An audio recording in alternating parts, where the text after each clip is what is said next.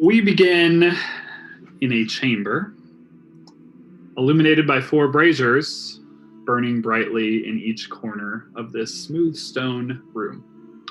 You sit at an oversized stone table carved directly from the same piece of stone as the floor itself. Sitting across from you is the Lady of the Hollow, who has just finished introducing herself as Avelina. Behind her, the large tapestries of the dawn and dusk pantheons hang quite proudly about the room. Her introduction speech now coming to a close as she kind of sits back down and says, "Now shall we begin with finding the answers to what questions you may have?" And we're going to jump right in. If anyone needs any refreshes from last time, we can go over those things. Because it was late, and it was, the very end of the sesh. But let's do this thing. Last session of 2020. Unless we play tomorrow. Play New Year's Eve. Hey, into the new year. Up in the champagne room. I wish I had that drop. I don't think I do. I used to. I think I have that on Waterdeep. I will somewhat bashfully say I need just a hint of a refresher. She told us that the planes, our plane had been separated, right? Yeah. And that the celestial throne was now empty. That was the majority of it, though. The gods had been destroyed. Some of the gods had been destroyed. Did they talk much about how? So she says it anyway. Yeah, this is all according to her. Right. She didn't talk much about like who they are, how they came to be here, et cetera, et cetera, et cetera. Did they?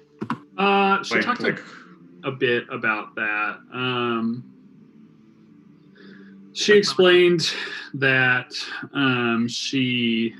Let me see what she said. I don't want to put words in her mouth. She said that she founded this place about 30 years ago. And that at that time they took in hundreds that were like them, displaced from the Great War. Those from the small villages not yet overtaken, those too weak to fight. And they have continued to take them in over the years. It's kind of all she said exactly about the place. You got a little bit of intel from Chaudhry as well about that he said that this place was founded about 30 years ago. Shortly after Grey fell? Yeah, right? Exactly. Shortly after that, by him and his sister and a group of people who were able to clear out the place of whatever cave denizens were living here, but this was some abandoned dwarven outpost city that no one knew was here, and she claims to have seen it in the mists. That's what brought her here. When you say you've seen all this, how is it that you know? How is it that I know what exactly? All that you've said, that the gods are gone and the celestial throne is empty. We have put together a group of those that I trust, a council, if you will. And we have looked into as much as we've been able over the many years. My sight, at first I did not trust, but once I was able to find this place and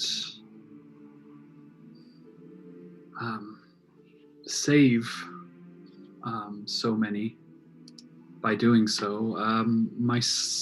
The trust in my sight has been growing. I believe most of these things that I'm saying. Not all of it are things that can be backed up with substantial physical evidence. I understand that this is my word versus what you may or may not believe can be true or can happen.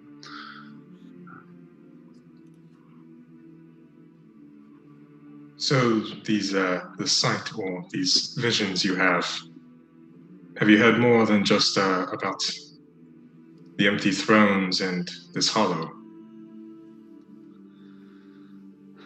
I have had many visions over the years, yes. Some more or less clear than others. Anything amongst those that might think is pertinent for us to know? Nothing that I believe I have not told you already.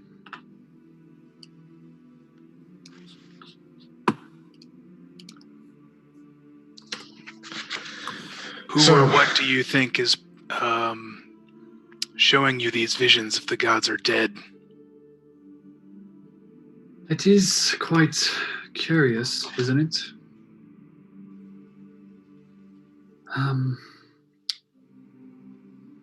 I believe that the gods, yes, are gone in some way or another. Go through all my notes here.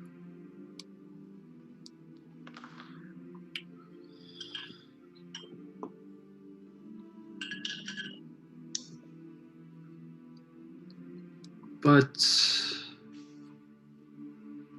my connection to the gods specifically, and she kind of looks over her shoulder at the large dark blue tapestry that has the crescent moon upon it.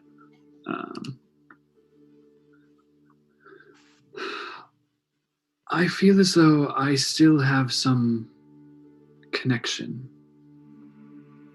to Northgeith, my chosen deity. I feel as though some part of her may still exist somewhere. Maybe not fully, maybe not a physical being, a celestial body, if you will.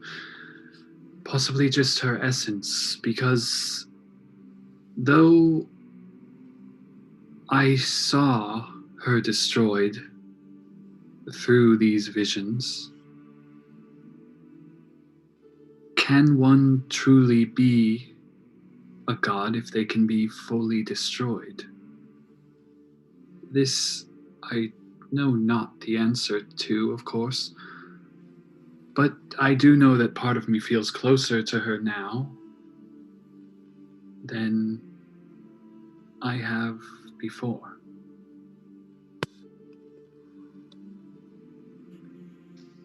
I think I had an accent last week, and now I don't think I do. It was just soft the whole time. It was. I listened to it earlier today. It was not a pronounced accent. Beautiful. How does one go about claiming the celestial throne? This is a question that we've gone over many times. We do not know. We have no one here powerful enough to peer into the celestial realm. We believe it takes great power to do something of such a nature. Power that I don't believe anyone here has seen before. And by here, I mean, and she kind of just like the royal we, like anyone on this realm. Wait, realm or room? Everything. She's kind of like anyone. Got it.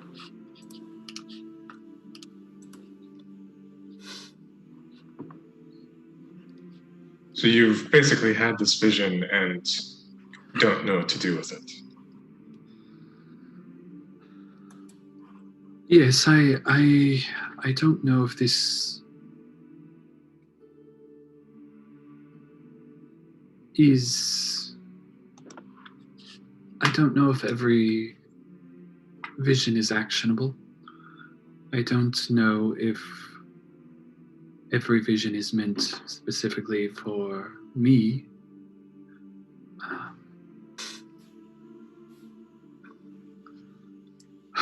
I am unsure that the throne is not something I wish to go after. Like I said, I don't feel as though anyone I've ever met is someone who is powerful enough to try or even know how.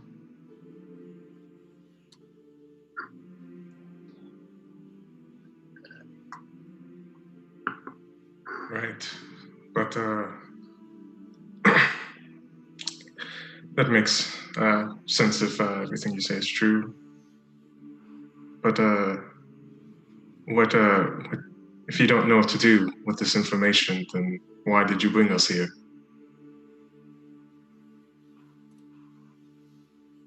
I asked you to come because I wished to meet those that, as I said before, did something that not even a dragon could. Yofun had that tower within his wants to destroy for a good amount of time. We knew generally what lied there, and we knew we were not able to attempt what you attempted and completed. As I said, I don't know what your part to play in all of this is, but you are beyond what many who have been striving their entire lives to be. You are, in a sense, heroes of old. Adventurers haven't been talked about in a way since before the war. As magic wanes, it's curious to see such a group as yourselves doing things that not even a powerful beast of ancient times would be able to do. So becoming allied with a group such as yourself seems important. Did you know of us before we destroyed the tower? I don't believe I knew of you exactly, but I knew of the essence of you. I felt... she seems to be above board for the most part. Let me roll. Yeah, I mean, in that instance, it doesn't seem like she was being deceptive in any way. I had seen heroes or champions in my visions, and I have not seen your faces, if that's what you're asking.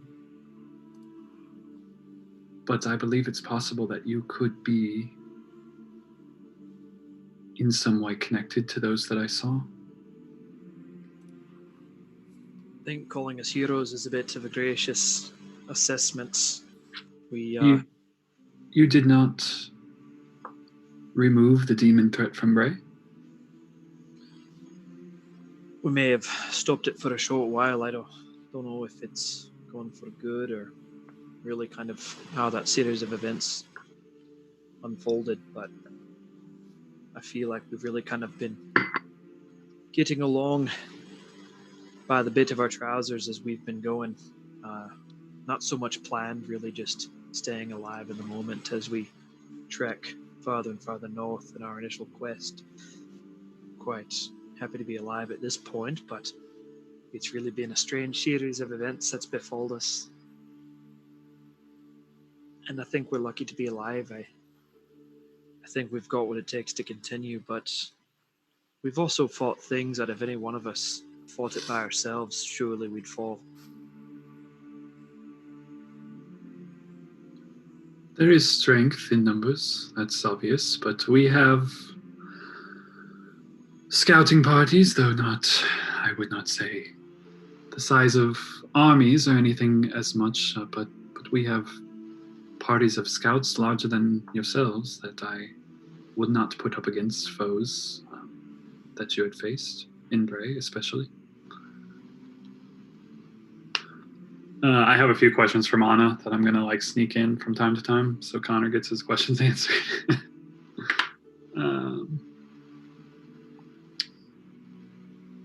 Anna asks, have you had any type of interaction with Mountain Heart? And do you know what state that city and its people are in?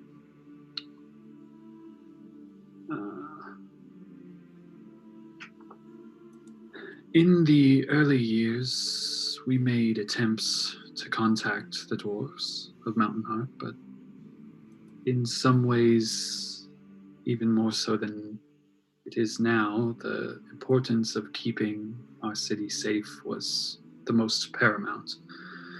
We gave up hope after years of unanswered calls and failed attempts at entry.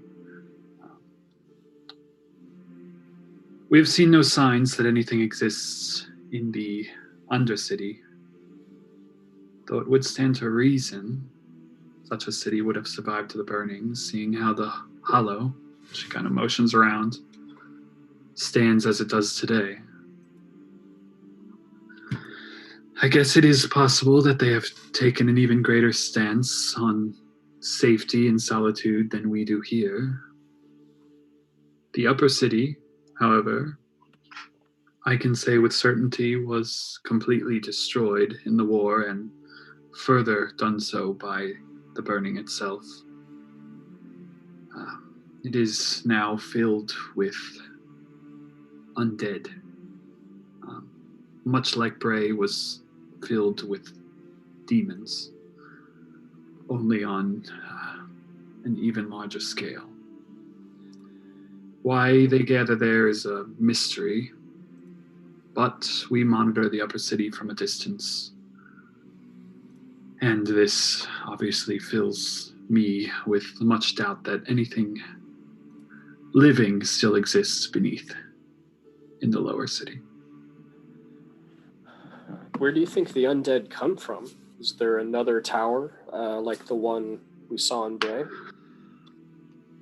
We have not seen a tower, though we do understand that the other tower not everyone could see.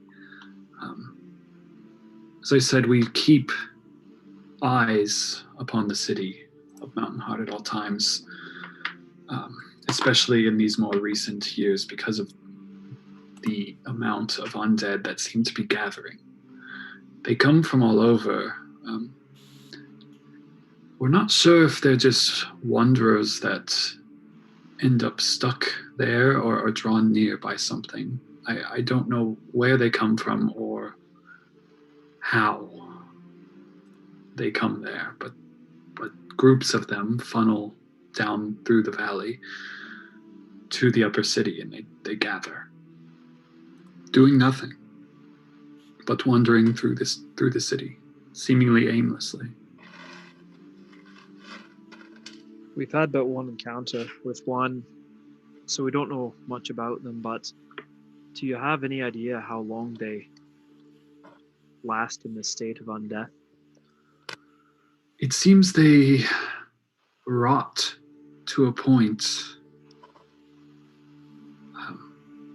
But we've seen completely skeletal versions still moving about with ease, relative ease, I would say. It seems the numbers do not dwindle, they only grow. Did she mention their relationship with Yofun last time? Chaudhry There. did. She didn't know. Chaudhry talked about it a bit. She hasn't really said much about Yofun, no. What's the relationship that they have? Just neighbors? Yeah, so Chaudhry said that he's worked with Yofun a bit before, and they, I don't know exactly all he told you, but they have a bit of like an alliance to a point. But Yofun doesn't even know. Yofun doesn't know exactly where the city is. Chaudhry goes out to see if Yofun would like to speak basically every day. Gordon waiting for Batman. Yeah. They just don't have a bad signal here. A Yofun signal. Maybe they do. Didn't she and Yofun talk as well? That's how we ended up here. Yeah, Chaudhry said that that Yofun and her had a conversation about what happened in Bray, and that's kind of what caught her attention, and why she asked you here. Is Yofun the only dragon you know or work with? Yes, he is. There was another, but Yofun's brother Iraval, but he was taken by the demons of the tower. Like held prisoner, or Did you ever meet him? Iraval, at a distance. He was a bit more aggressive than Yofun, a bit more feral. But he was helpful while he was around. Do you know if he yet lives? What? Do you know if he yet lives? We have not seen Iraval since... well, I haven't seen him since before the day he vanished. Yofun seems to believe he was destroyed, and such the tower kind of became his goal. He held a grudge. We did find the skeletal remains of a dragon in the tower. It is possible. just forgot about that. This could be information that Yofun might like to know. Yeah, do you know where he is? I do not. I spoke with him a few days ago. He comes by in the mornings to speak with Chaudhry. But Do you know where he was going before he was supposed to meet us? No, I do not. He does not usually inform us of his comings and goings. Do you know his intents for this area of the north? Does he intend to rule it or merely live here? He is an arrogant dragon, yes, but I don't believe he intends to subjugate or rule. He holds, at least as far as we've known him, his end of the bargain. Every agreement we come to, he does what he is meant to do. He kept us safe for some time, and I expect that he will continue to watch over the southern plains, even with the tower fallen.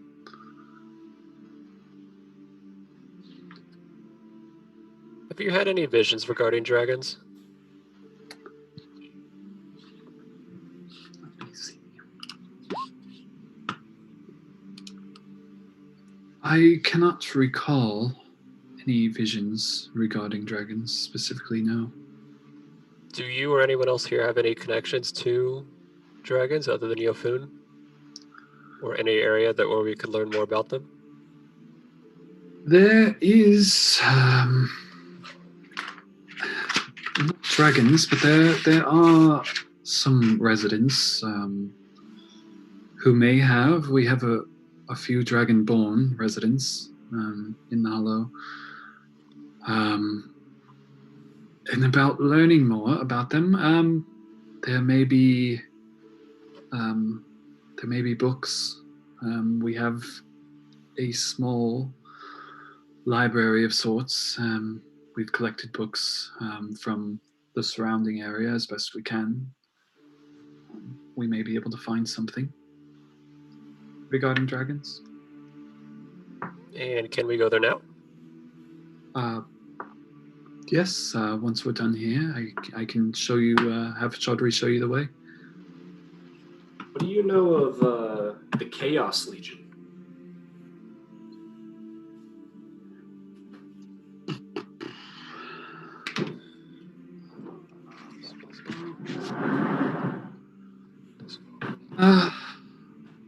We know of them.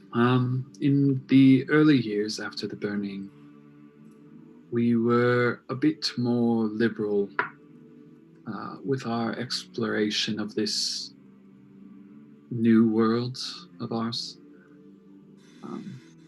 We searched for survivors, we searched for answers. We even made supply runs to nearby cities, Bray, the largest in particular. That was, of course, before the city was overrun by the demons. It was almost as if the tower appeared overnight. One of our scouting parties saw groups of men, dwarves, the like, moving about the city near this large black tower. We watched with caution before eventually approaching some of these men who were extremely hostile, marked with these strange symbols upon their heads.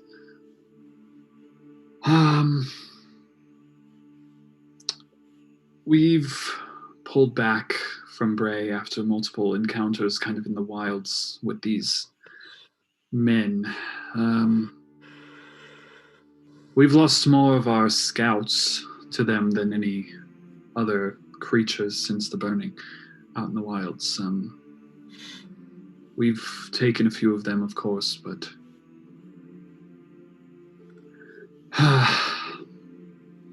that is when we kind of upped our deal with Yofun and Irval at the time. They would guard kind of the southern plains and keep the demons and these men who we now know as the Chaos Legion kind of at bay, keep them away from the Lamnek and the north in general.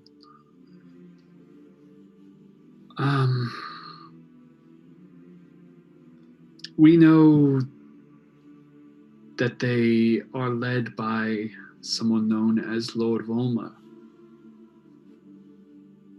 This name is more recent to us.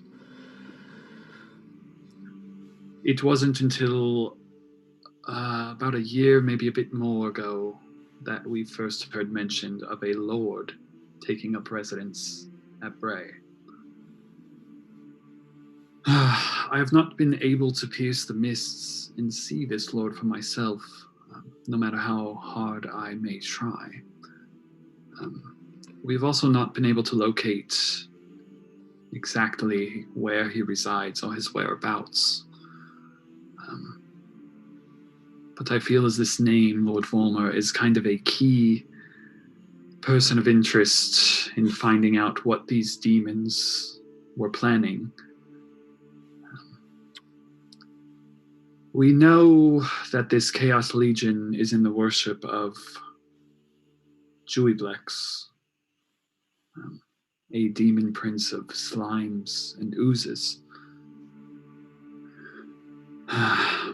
We have done what we can to learn as much about this faceless lord as we possibly can. The problem is there isn't much information written about him, at least information that we have access to here. We know that it is a demon of chaos, which they all are to some extent, of course. But Juiblex even more so than others as far as we have found. As far as we know, its only desire is to devour until nothing else remains. We're unsure why this slime lord, of all the demon princes, is the one this Chaos Legion chooses as their deity. That is beyond my understanding. It seems mad in more ways than one. We understand you've encountered this Chaos Legion. Were they the ones held up in the tower?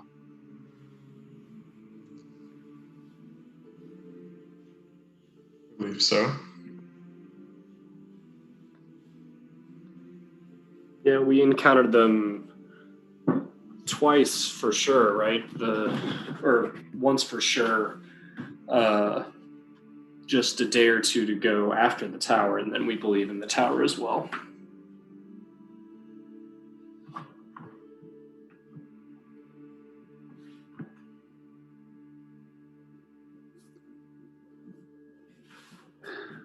She kind of like sighs at that a bit. And like there's just like a moment of like a more humanness that almost comes over her. Then she's been kind of very poised this whole time. But when you said you encountered them after the tower on your way this direction, she seems a little more vulnerable. And she takes a deep breath. There is one more thing at play here that I believe may be important for myself to be transparent about. I mentioned that we had lost more to this Chaos Legion than anything else, and I mean that in more ways than one. They have slain many of our scouts, but within the last 6 months, they have taken some alive.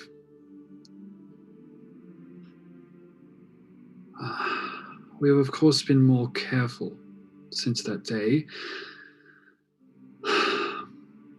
But I, of course, fear that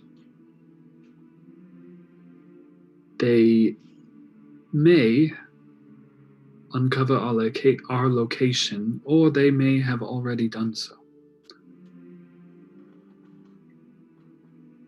It is beyond me why they have not attempted to infiltrate, but I fear that they are waiting, biding their time. And if you saw them further north than Bray, that worries me some.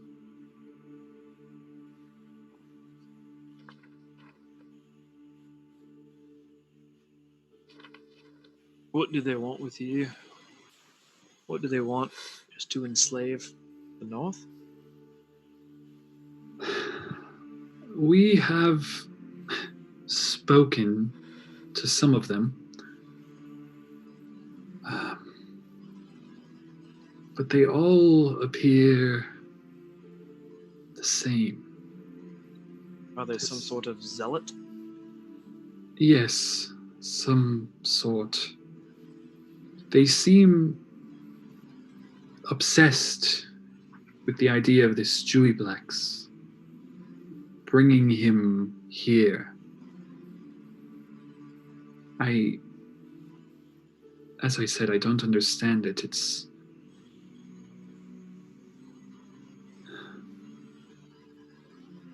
I don't know what they want with us other than our number.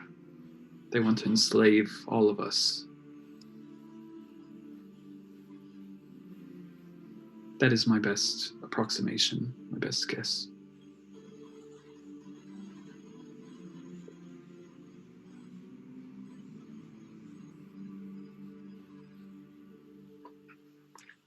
Anna will pipe in again. There's another one that I don't think we've answered yet.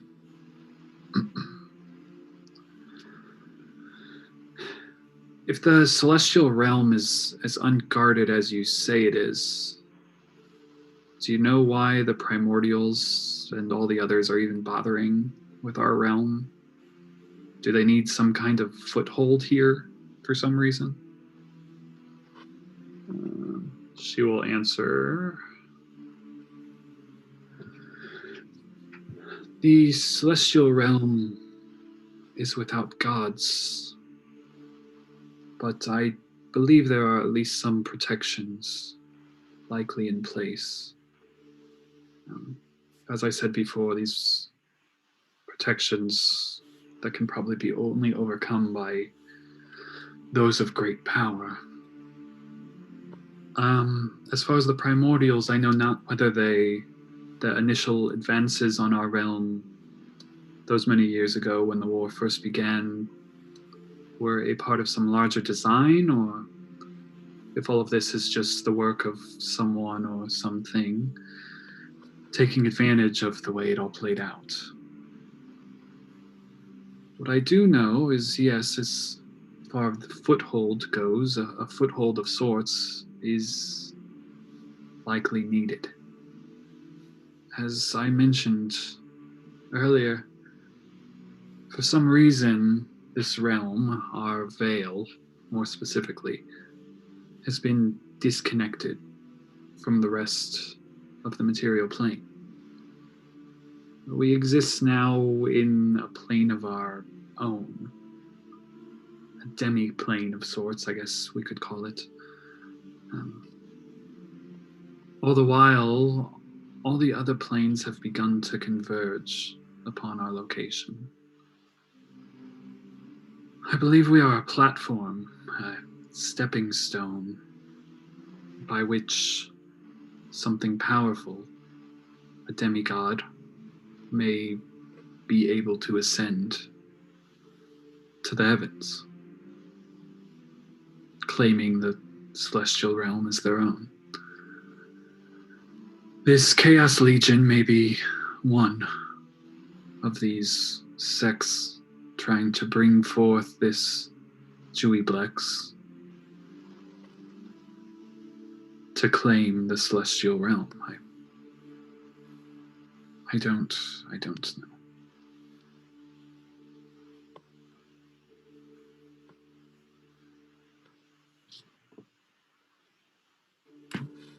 Have you been able to see through the mists into Briarwood or Greyforge?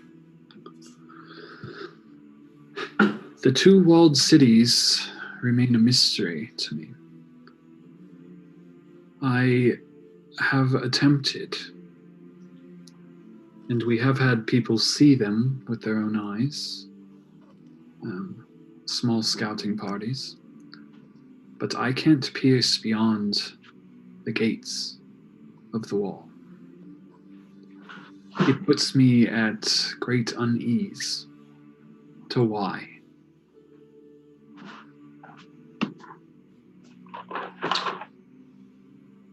do you think the wall came from?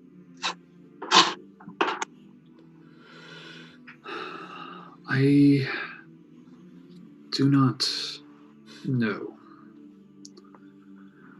This wall, both of them, are quite curious.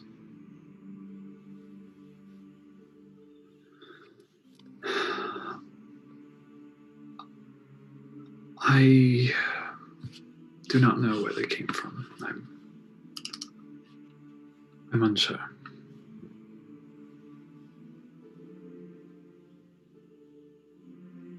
Evelina, you say that a group such as ours hasn't been seen before, but we're actually looking for a group who should have come through here about a year ago.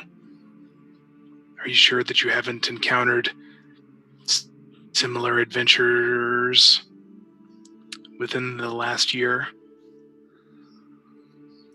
I have not encountered any adventurers. No.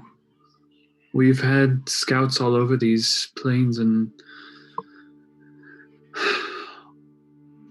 I would be surprised if they were able to slip through unnoticed, but as I said, a year ago was also the time when we pulled further back from Bray. So it's possible. Is this something that you spoke to Yofun about?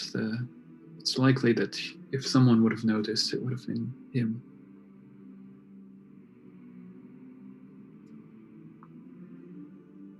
Yofun was, we were hoping to see Yofun today to ask him more questions about it. It is like him to avoid until he so chooses to speak with someone. As I said before, he's a bit arrogant. He's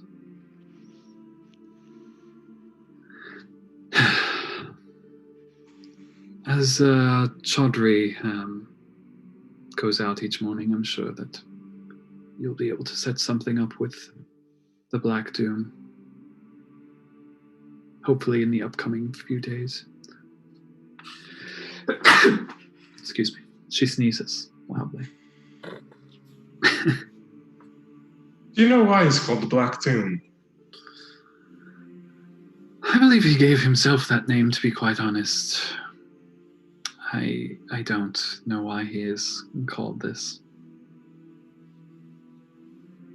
I had to guess it may have something to do with his black scales, but who knows? Yes, if you find out, I would be quite interested in knowing. Well, I mean, we don't call you the Big Red Boom. You could, though. No. Your theme song is better than any nickname anybody could ever give you.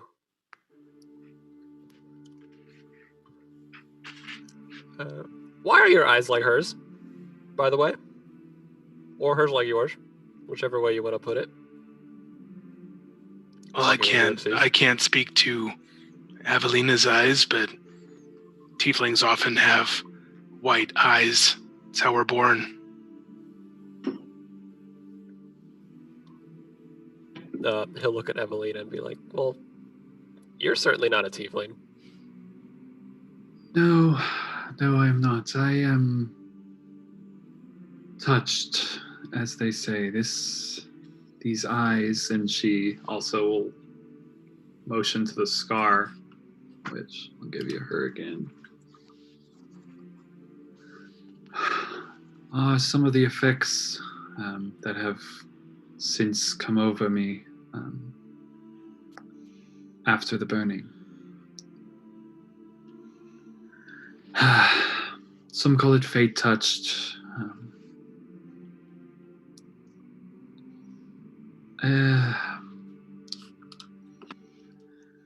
These are traits of Vinasima, of one with touched by some semblance of divine essence.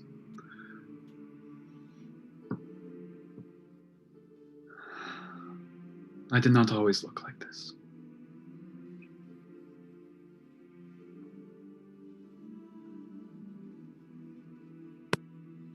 And you became this way during the burning, before the burning, at the burning, after?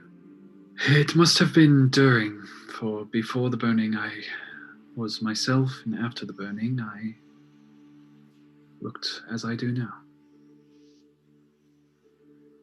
Were you down here during the burning? Yes, I was in the hollow. And were there many others affected like you? Here there are a few actually within the hollow, but no, not many more. Did your visions begin with this ailment as well? No, the visions were before. As I said, they have continued, but no, the visions led me to this place over 30 years ago, or nearly 30 years ago. But they have continued after the burning as well.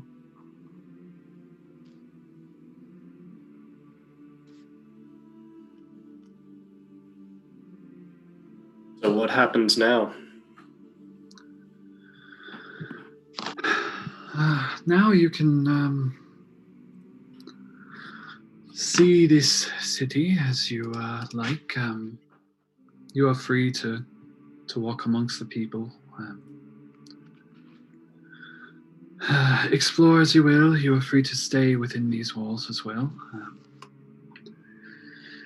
I do hope that it gives you some sense of safety, comfort, for as long as you need stay.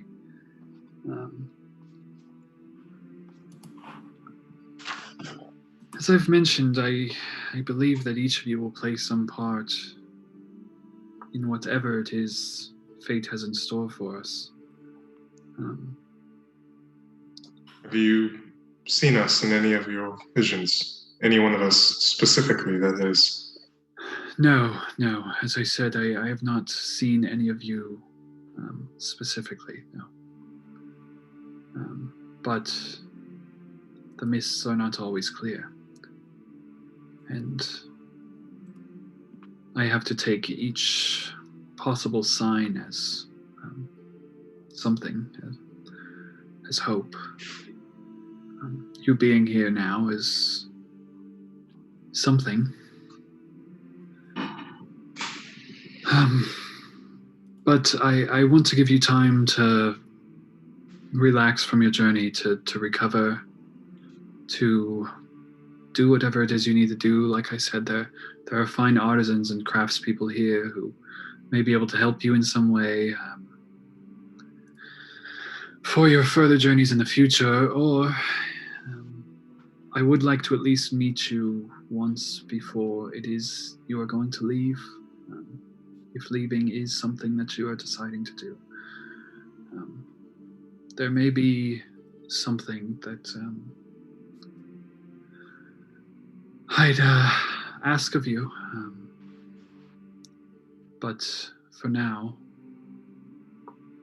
I'd hope that you could take this time to recover and see what we have built here. When was the last time you'd sent a scouting party to the south wall? It has been over a year and a half since we've traveled that far. I could speak with command to make sure that I'm not getting my times mixed, but I do know that it has been quite some time since we've gone that far south. When you had ventured to either wall, had you ever made contact with anyone on it? No, we strictly do not attempt to make contact on scouting missions without first reporting back here. It is a thing of, safety. Well, if there's anything you'd like to know about the south side of our wall, we'd be happy to tell you. Yes, I would, like I said, like to at least talk to you at least one more time before leaving. And yes, it would be good to learn about the goings-on inside these walls. Do you know anything about what happened to the Kestrel Academy? No, we've laid eyes on the academy from afar. It looked empty, and we actually do have some plans to make an attempt to get closer, because we believe there is, or should be, a great deal of knowledge hidden within those walls that we may possibly be able to put to good use. Figuring out why these demons and others may be coming here, this planar convergence. That place is a place of great knowledge, or at least it once was. As I said, we don't have many books here, though we have a bit, but in comparison to what should be inside those walls, we have very, very little.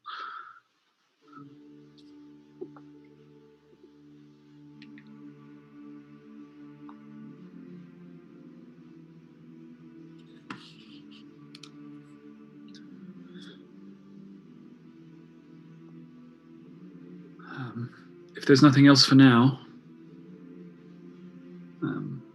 Chaudhry, and she kind of looks over, if you could show them out, and on your way notify the candles that they may pass the Stonewater Gate into all districts of the city without any restrictions. You all may stay at the Black Barrel, Chaudhry's establishment. If you intend to stay longer, we can get some other arrangements made for you. You should find the accommodations quite sufficient, as I'm sure you know, we do not have inns in the city. There isn't really a need. And Chaudhry, when you speak with the Black Doom, please request a meeting for our friends here, as well as one for myself.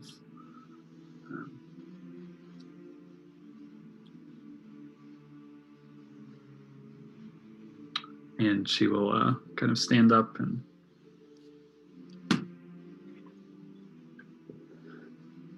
Chaudhry will then lead you out of the room.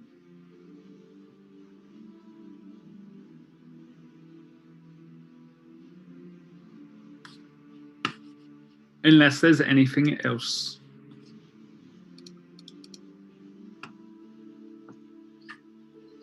Seeing none.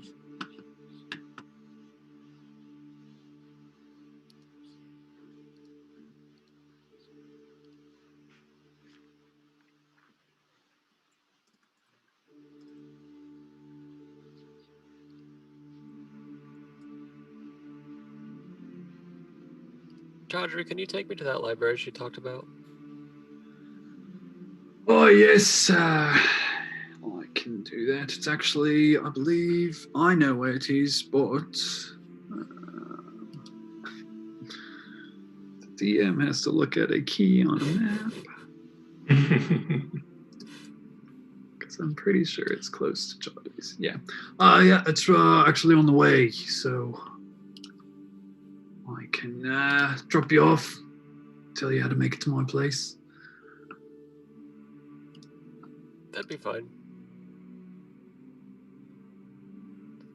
I'm a big fat liar. It's actually further. I'll show you my place, and then I'll tell you how to get there. Are you sure you know where you live? I know, but the man controlling me is still getting used to this map. It's like we haven't been in a city for a long time. Since Waterdeep, even. Flexing those water deep muscles again. Yeah, luckily this one's much smaller than that one.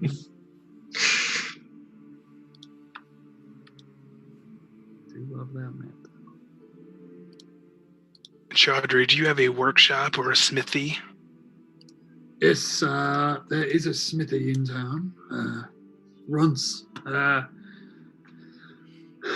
She's quite good at what she does, especially for how young she is. She actually grew up in the Hollow. Never been anywhere else. Studied, I think, all the dwarven books that we have in the old library. Do you think she would mind if I yourself? something like that? Do you think she would mind if I did some work over there? Probably be fine. You drop in. Why did my things lose their stuff? Chaudhry, how has everyone within the city arranged themselves after you've all come together? Have you all kind of formed a collective of blended souls, or are the folks of Bray separate from those of other parts of the area? By this point, most everybody's kind of blended together. We've been here for some time, and there's some small people from the smaller villages. People stay together. But as far as living arrangements, everybody's kind of mixed here. So the Volts district, and as he's like walking, so you go through this large gate here, which before kind of talked to, there's this big wall that kind of extends all the way across, which is here, this big guy that's being marked. And it's like, I don't know, like 30, 40 feet high, with all these doors inset in it. And in between, they kind of go in between all the pillars, these pillars that reach up to the ceiling, most of them. Some of them are stop halfway, just big stalagmites and stalactites from the top. But most of these things are big pillars that go all the way up. And a lot of the buildings are kind of set into them. Some of them kind of climb them a bit. The biggest instance of that is this giant one over here. There are like buildings set, and there's kind of cliff faces that, little buildings are kind of built up on this big pillar and like through it. But once you go through this, he kind of explains that this is the this lower district that you were just in is the Stonewater district, and then this middle district is the Forge district. This is kind of where craftsmen, merchants, and things like that kind of reside for the most part. This is the district where all the where you're gonna have most of the big shops, as well as where the smithy is, which is over here, which I realize is still on the wrong layer. I don't know which layer it's on because I can't grab it. There we go.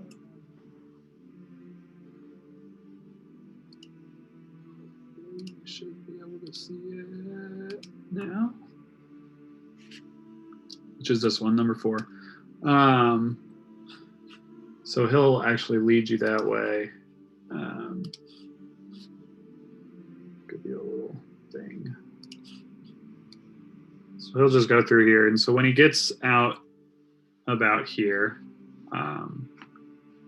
you see before you all these bridges that span over this massive like crevice that goes down, and there are all these little stairs that are kind of carved into this big valley that's kind of cut into the middle of the city. And on the other side, these bridges kind of extend in these kind of high arches, and they all go up a step. And so this back part of the city is stepped higher than where this front part of the city is. So the bridges aren't even on each side. They like kind of go up, like going up a hill. And he kind of points to this area. This is the mine works. This is where many of the city, where many work. It was started by the dwarves, and we've kind of extended it and continued it, mining for all types of ores. Then we actually put in all these bridges. Each one of them is actually to a different god. We don't really have temples here, so some services to these gods are all held on each one of these bridges. There's one for all of them. Just kind of points all down the line, and you can just see that all these bridges, and the one you're closest to, where you currently are. Open my thing. So many windows. 1, 2, 3, 4, 5, 6, 7.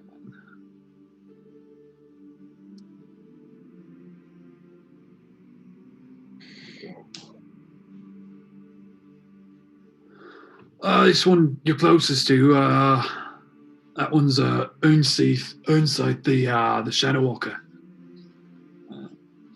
And it's just got like kind of like a bit spooky, to be honest. There's like urns and gravestones, and like bones and things kind of inset, like carved into this bridge. It's a little spooky, but it's very cool. And they all have these different like imagery from all these gods kind of carved into them. So he shows you that, and then he kind of continues walking kind of along the edge here to take you past this over here, which this, he points out, is Runts, which is the blacksmith. And I don't know what time of day it is because it's late evening, so there's probably not too much happening in there at the moment. It's actually probably later than that by now. And then he will take you across the last bridge, which is this bridge that is like depicted of all this imagery of like war and fire and like this massive, like very large birds. It's Sargonis, the Firebringer. You got to see the two most badass bridges, I believe. So he takes you across that to his place of business, which is the Black Barrel, which is a pretty small building, and it is different from a lot of the other buildings that you see. This building is not built in the way of the dwarves. This building is a wooden building, unlike all the others, and looks like a tavern. Looks like a real tavern that should be out in some small village somewhere. Has a little hangy sign that says the Black Barrel. And yeah, this is my place, the old Black Barrel. Pretty quiet tonight, I suspect, but we can head inside. I can take you over to Candlelight Books first. Ceru, right? I'm not sure if the shop's still open, but you never know. Does everybody want to go that way, or split the party, or wait till tomorrow to do a shopping trip? It's up to you. I'd like to go tonight. Beautiful. Anybody else? I'll go as well. Make me walk that far. I think it's probably best that we stick together. Fair enough. So he'll lead you through. And you notice a lot of these places are residences, places that people are living. There are some people in the streets, and you do get some looks being taken through, and Chaudhry just kind of waves them off, like, don't worry about new arrivals, just some new arrivals. We've all been there. We've all been there. Inquisitive looks? Are they pretty stink eye inquisitive looks? No, they're not stink eye. They're just like inquisitive, and like some may be fearful. But there isn't that many people around currently. I would wave. Some of them like But basically everyone. A few, you get a few waves back, a few cautious waves. So you're taking kind of around this wall here up to Candlelight Books, which is on your map. Are those showing up on your map? Yes. Great. Mm-hmm. Layers. And this is a dwarven building that is built. It looks very small, built into this wall of the cavern, kind of raised up. You have to go up a set of steps to get there, kind of carved into the wall. But there is light coming from inside, and it does appear open, which Chaudhry will walk up, open the door. You hear a little ding, little bell go off, because that is the law. My name's out. Where's my name? Fuck. Agnes. Nope, it's not Agnes. He actually he has a real name. I was trying to find it. So Chaudhry walks you in, and you see this place is much larger on the inside than it is on the outside. Not because of magic, but because it is carved into the wall, and so it goes further back. And there are rows and rows of books on these shelves, and then goes further back where there is another wall with another door in it. So it looks like this place goes further back, and that could be probably like the residence of the person who lives in here. And this place is rather cozy. The interior is kind of like finished with wood. The floor is wooden, and there is a lot of like wooden elements that make it a bit more cozy than some of the other like colder stone that you've seen everywhere else. There are little candles kind of placed throughout, and there are some like desks that you could study at, as well as some kind of big comfy chairs down here. This place is rather nice. It has a nice scent to it as well. And from that back area, when your little bell dings, you see a man that looks like this. If I can shift Z him. Come out of the door and start walking your way. Oh, just 1 minute. I'll be right up. Just 1 minute. And he kind of walks and he puts a book up on a shelf that he was carrying and starts walking up as Chaudhry's like, Estwin, we've got some new what do we call you guys? Visitors? We got some new folk around town. And the lady has sent them here to see you. They're going to just do a little perusing, maybe look at some of the books. It's all on orders of the Lady of the Hollow. And Estwin. Oh, okay. It's completely fine. Welcome. We haven't had newcomers for a while. May I ask where you all are from? Briarwood. Briarwood? Inside the wall, then? Yep. Quite interesting, Chaudhry. Quite interesting. Would you mind if I just ask you some? Not now. There will be plenty of time. Let them peruse the books, and there will be time for talk and time for questions. But for now, they've just got in, but they have a bit of bit of a want to learn, bit of a, helps people sleep at night. Okay, yes. Is there anything I can help you all with? Yeah, do you have any books on 1, dragons, 2, the island of Krazik? Dragons. Yes, I'm sure I have something on dragons. And Krazik, I have. Let's see. There might be something. Nothing I can think of off the top of my head about Krazik. Believe it or not, I haven't read everything in here quite yet, but I'm getting mighty close, I suspect. Dragons I know I can find. Krazik, you might give me about a day to search through my things. But dragons I can do. Is there's something anyone else needs? Do you have just a general section on physiology or biology? Oh yes. We've got all kinds. We've got. You want the magical kinds or the non-magical kinds?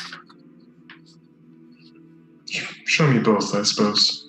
Sure. All right, and he'll lead you over to like a shelf in one section, and there are like books on like medicine in one sense or another, and the magical kind is more like talking about divine healing, as far as you can tell. It's not like the books don't seem magical by nature, but like talking about subject matter in the larger sense. Yeah. Some of them that you maybe just look through immediately are like a bit like, some of them are very focused on certain deities, some of them are a bit like more abstract talk about like divine magic and divine healing and things like that. Gotcha. But yeah, there is a section that you can peruse, and if there's something more specifically that you want, you can let me know, and I can roll some dice and see what we find. I guess specifically on, is there a book like on diseases? Yeah, there would absolutely be a book on diseases. Abso-freaking-lutely. All right, so a book on dragons, a book on diseases. What else? Anybody else have a book they'd like? Demon Lord lore. Fair. Most, if you want me to be specific, like Demon Lord, friends, enemies, history, like relations with other demon lords, who gets along, who hates each other, etc. So demons, I do absolutely have some books on demons. Not a lot of specifics. We do have some on the abyss in general, but they aren't here right now. And he kind of looks to Chaudhry, and Chaudhry just kind of like nods. They're with the lady. We've kind of been studying up on that stuff for some time. So those books, we keep them down at the manor. But maybe you'd be able to look at them there. We found a lot of information, but not a lot of helpful information. If it is the reasons you're asking are the reasons that I suspect, of course. If it's just for pleasure, I could give you some other horrible books that you might enjoy. Ooh, he might enjoy something like How to Train Your Demon. I've never read that one, but if any of you have it, I would happily trade some books.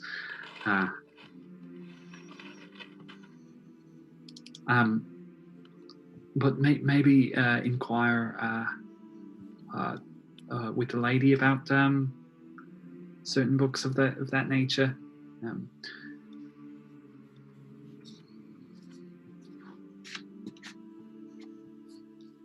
he's a little nervous. As you guys are all wearing your badassery, I assume, still. Clavius will kind of look at him and say, it's not entirely and exclusively for pleasure. Oh my. They've been on the road for some time, Estwin. It's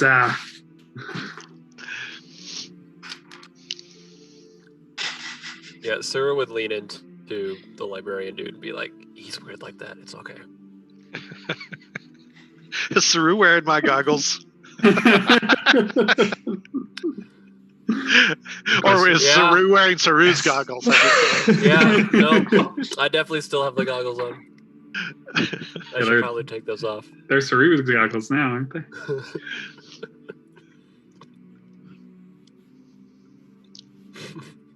Any other books I need to look after?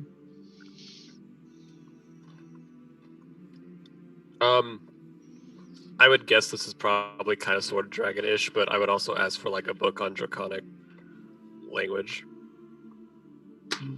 What? Give or take.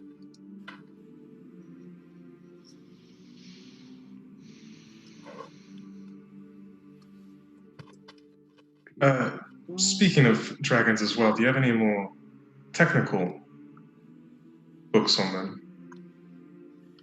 I've got a few, maybe a few books on magical beasts. I'm not sure if any include dragons in them or not, but I can pull one up for you. Is that just magical beasts or magical beasts and how to find them? No, I don't. Both could be important. I don't think any of them have maps in them. I think it's more about their anatomies and such.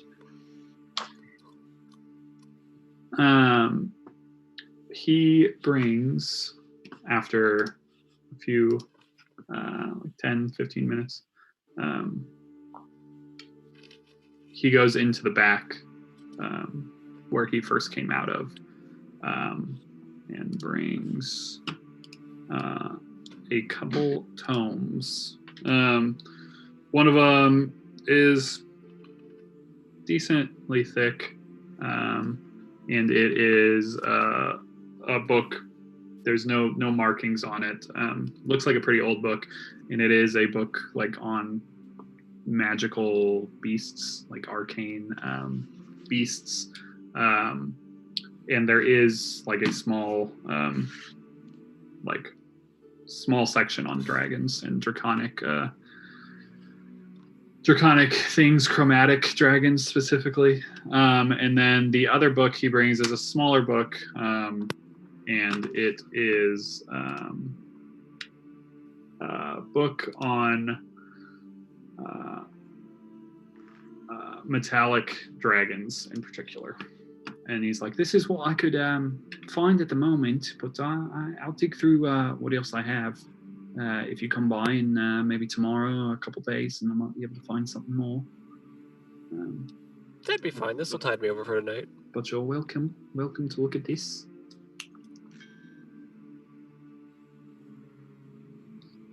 I was wondering if you perhaps had a book about levying punishments upon unique creatures. I believe it's called Magical Beasts and How to Find Them. Yeah. Get out. Steven's gonna look at Xerxes and say, "I'm gonna head back to the inn. If anyone else wants to come with me." Yeah, I'll walk that way with you. Is that Chandra? Yeah. Cool. I think it's best if we all stick together while we're in the city. No offense, Chaudhry. I'm sure It's totally fine. Begin to feel safer as we've stayed here a bit longer, but perhaps for the first night or few, we should keep together. I think we'll be okay, Arthur. The inn's not that far away. Or the tavern. Yeah, it's literally real close. My feet have certainly seen better days. I'm ready to go back to the inn. If anyone else joins me or not, I truly do not care. But I'll be on my way. Steven will go. If everyone else is done here, then looks like we'll be going. Y'all are making Arthur nervous. I think you lost this one, Arthur. I wasn't trying to stay, merely that we stay together. Borseal has 15 books on the table. He's like, oh, I'm in heaven. oh yes. You have to carry all of those. Should we? Fent, could you We grab do a- have the grab bag a- of holding, right? Oh yes. Who's carrying? She's Someone off has her. somewhere. Just on the bridge fishing. Oh, that is true. Does Anna have the bag of How do- holding? how Is do she we, the bag of holding? Anna does have a bag of Oh. holding. You guys might want to change that. Might want to change that for reasons. Maybe I should take it. I I think Marshall mentioned that anyways last week. Yeah. Go. Maybe. I mean, hell, Borseal could even have it. Borseal's always fairly close by. I would And love out of to. combat. Nah. Oh, I wonder what would happen if I put this bag of holding in Clavius's backpack. Or the other way around. Alright. I'm going to take you to the inn.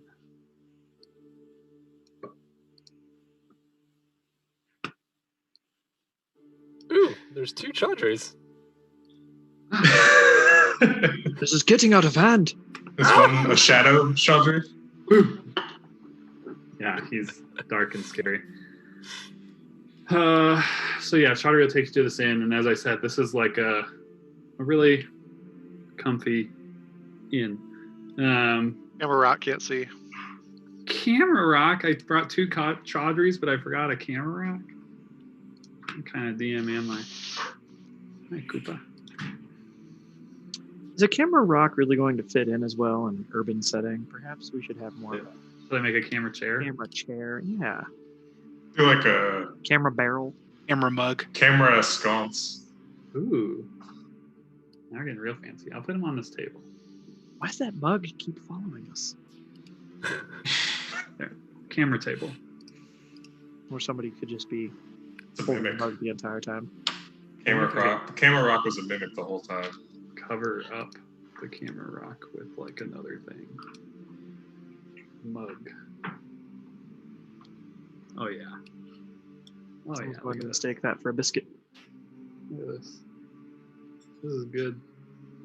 It's a real good use of. Oh, that's a big mug. What is God damn it! what is that? It's a mug. It looked like a circle on my screen. What do you mean? It looks like- I mean, that's- Oh. a mug What does does it look incorporate like? a circle. Well, it okay. Oh, here. Do you like this one better? Yeah, Got a little. It's like got a- spill. It already has a Little rock spill. in it. it's frothy. No, it's It's a rock. foam. It's foam. It's Look frothy. there. Look, now it's hidden. Now the camera rock is hidden. It's a frothy mug of spilled ale on that table. That was well worth my time and yours.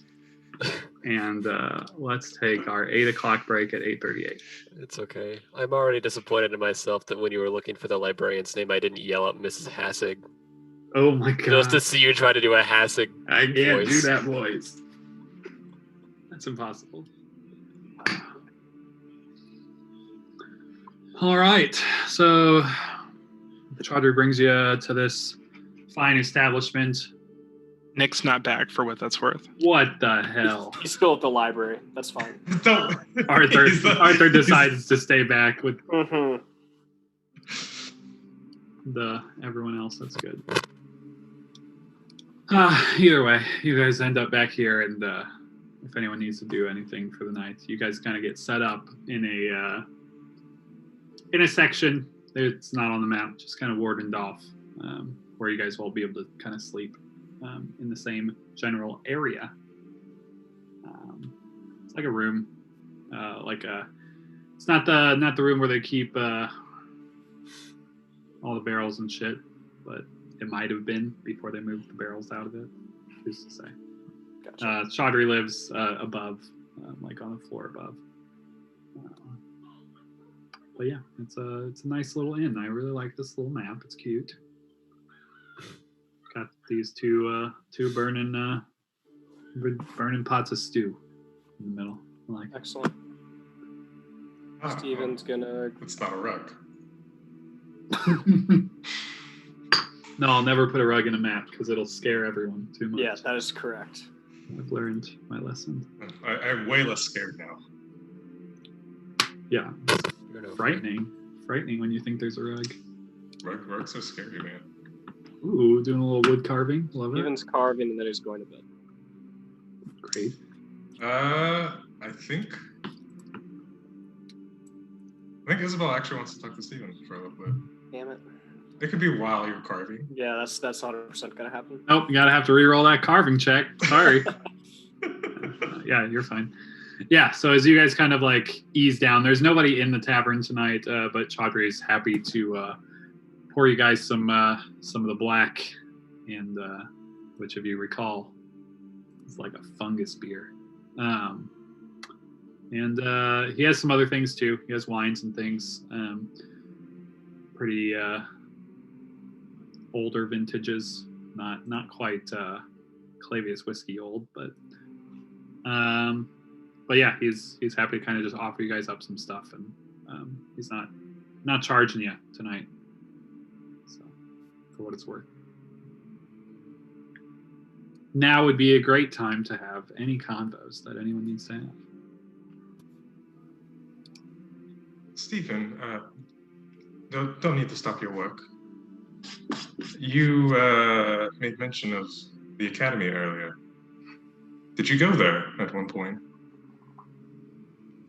No, Cornelius,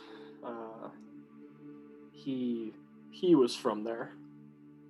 And since so much about magic has been lost, I figured if there was anything significant left, it would be there.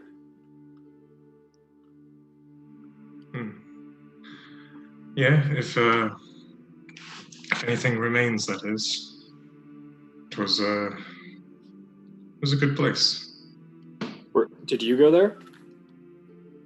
I did. Granted, I didn't study at the main part, the arcane section. I studied at the Jade Archives. Within the academy, that is. I gotcha.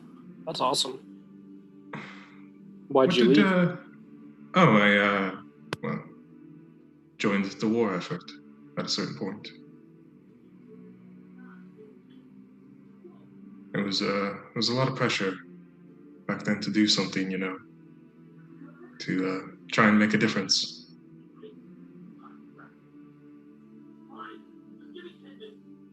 What if you weren't at the academy, I realize I don't really know much about what you did, if anything at all, before the unseen, for being with them. There was nothing before. You grew up like that from infancy. Yeah, it changed a few years ago, but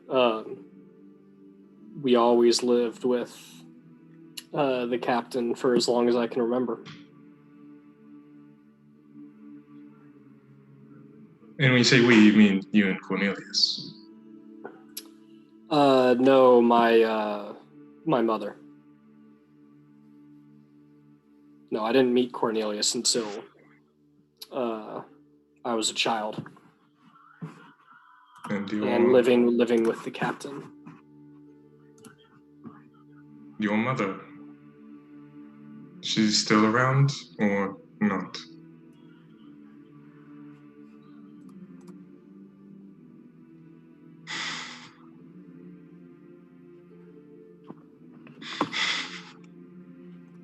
No response.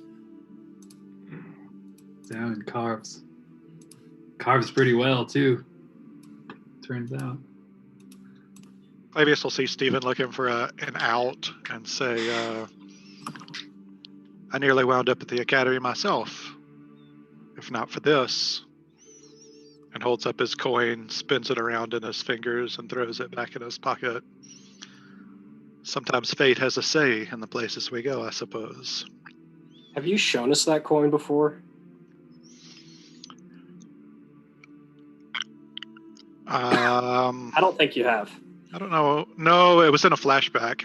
Yeah, okay. Mm. What's that? Stephen will ask, very pointedly, taking the out that Clavius gave. How did a coin keep you from going to the academy? Oh, there was an old expression that I used to hear. If you're ever unsure of what to do, flip a coin. While it's in the air, you'll know the path that you want to take. Because when the coin lands, you'll either be happy or you'll be disappointed. So in a sense, the coin chooses. But in a sense, it just reveals what your natural inclinations are. Unless, of course, as has happened twice, it lands and stays directly on the edge. Then you're forced to choose yourself. Wait, you flipped a coin that landed on its edge? That only happened in books. Maybe there is such a thing as fate. And he'll twirl the coin around and like holster it like a Western movie. Like he's seen Xerxes do. Make sure that Xerxes isn't trying to shoot a hole in this one like he has in other coins. Every time anyone twirls a coin, Xerxes shoots it. It's a feat and just a constant reaction. Yeah, there's nothing you can do.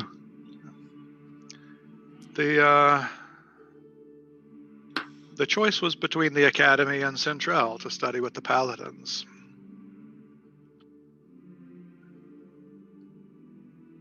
I'd like to see the Academy one day myself, just to see what I missed out on. You always wonder what could have been. True, we can't help but wonder those things.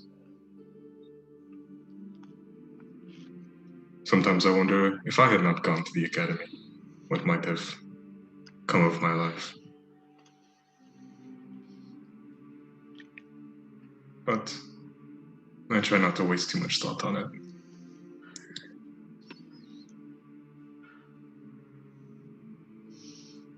Clavius will wink at Stephen, recognizing that he took the out, but now he's wearing the dark goggles so he can't see the wink, so it's useless gesture.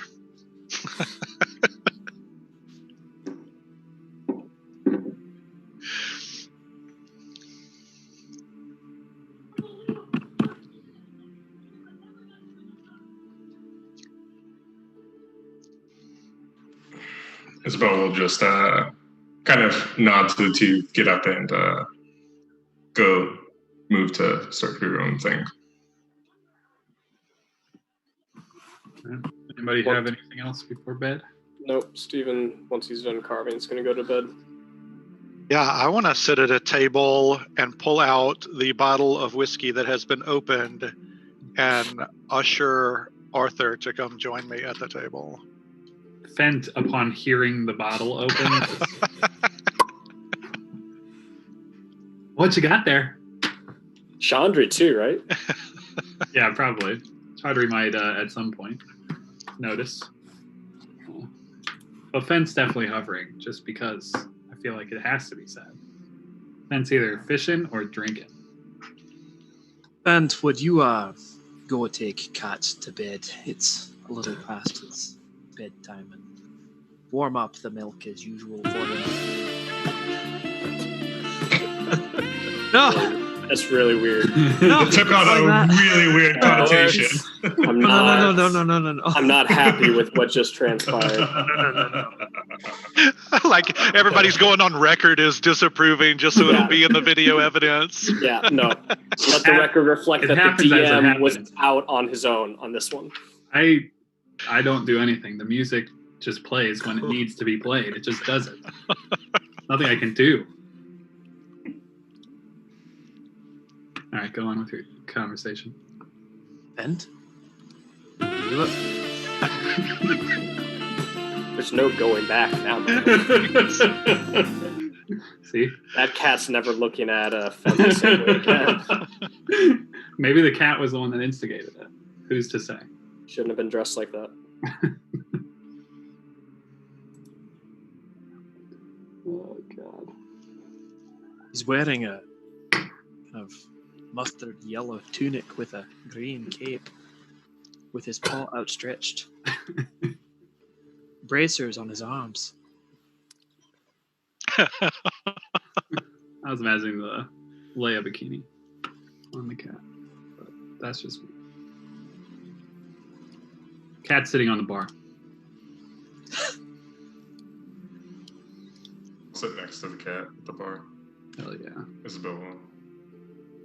I'm picturing Puss in Boots at the bar from Shrek 2. Nice. All these NPCs together. NPCs. And NPCs and friends over there. So I will pull out the full shot glass and pour it and slide it over to Arthur. And pour one for myself. Which, if this, I'm assuming, Michael, this is a standard 22 shot bottle. Yeah. Yeah. Okay. So this will take me down to about 16. Yeah, make sure to count those ounces. I mean, yeah, I don't know why you needed to ask that, Will. This is a fantasy world, but it's not make-believe. Like, whoever heard of having non-22 shot bottles? Yeah. These bottles are 88 shots each, right? I mean, it could be a 700 rather than a 750. Yeah, please see the portion of the Burnt PDF that talks about Oh, my whiskey bottle mistake. size. It's I've got egg all over my face. I haven't read it. it's actually not in the liquor section, so that might have been what confused you. It's filed under the bottles specifically. So. That was a publisher choice, not mine. Fair enough. It's all about page space. The found items section or the rule of surprise section? Is that a publishing joke? It was a publishing joke. Thanks. I love when we all get our career. Thank you. I love when we get our careers included in the game. Oh no! Please no. So, Flavius, how are the numbers looking? End of year is nigh, eh? PTO accrual carrying over into the New Year's, crushing our bottom line.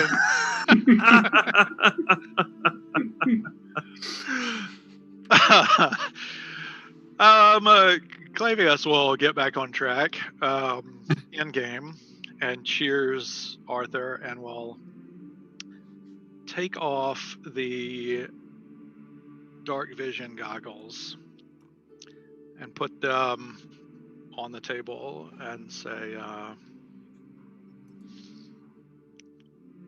Arthur, you know why I am up here.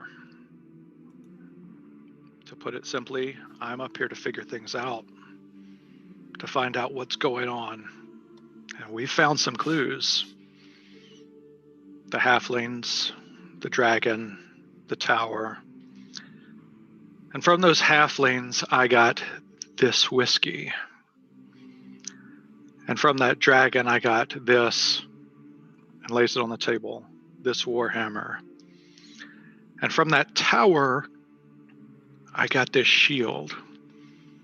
So now the whiskey and the warhammer and the shield and the goggles are all out on the table. I think they all speak to what is going on north of the wall. I think these items are pieces of a puzzle.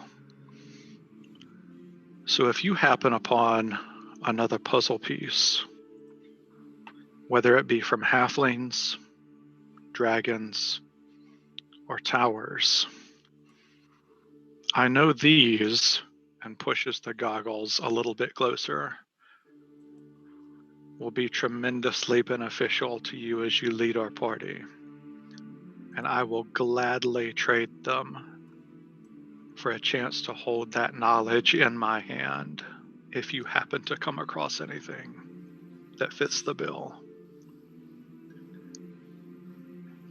And then slowly sips his whiskey and waits for a response. I appreciate the gesture, and I think they might help me to keep my eyes open, day or night.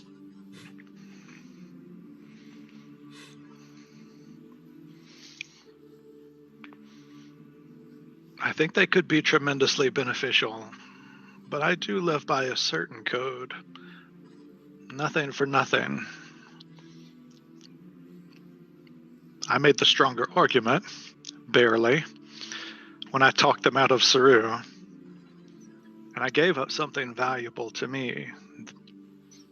I've had those goggles for longer than most of this party has been alive. So if you do happen to come across something that can aid me in my quest for knowledge up here, these can find their way to your possession.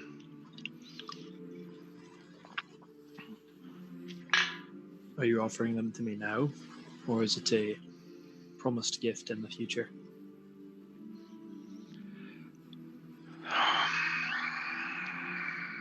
Well, as my friendly accountant would say, due consideration must be paid in due course.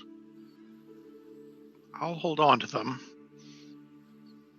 But if you do come across something via halfling, dragon, or tower that might be a clue to a man such as myself,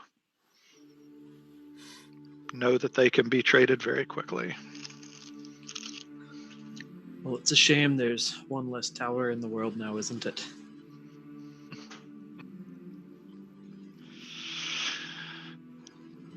Some might say that. I'm glad to have gotten rid of that one, at least for the time being. Sure would have liked to have stripped that plate mail off of that adversary, but I suppose we were lucky to get away with just a shield. And I am sorry we could not find the time to spend in Bray, but I think you'll understand that no time was to be had if we wanted to make off with our lives. Mayhaps we'll get the chance again. Mayhaps not. I'll harken back to a conversation we had just a couple nights ago. What is it that you want?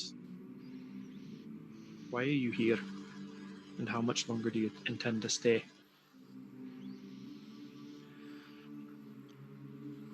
I make no bones about it. I'm here to know.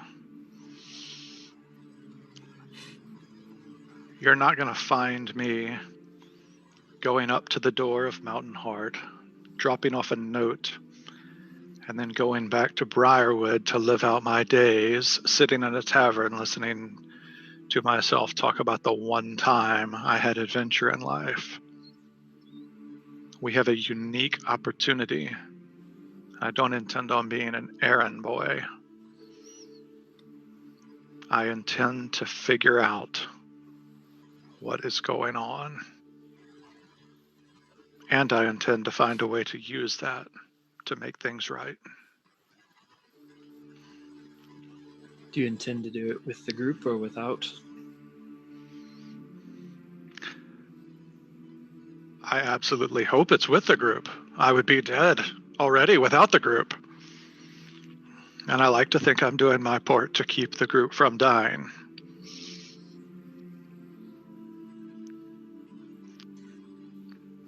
And to that end, do you think the group has the same desires? What do you think if they begin to split off one by one, you'll let them go happily, so long as the ultimate goal is achieved?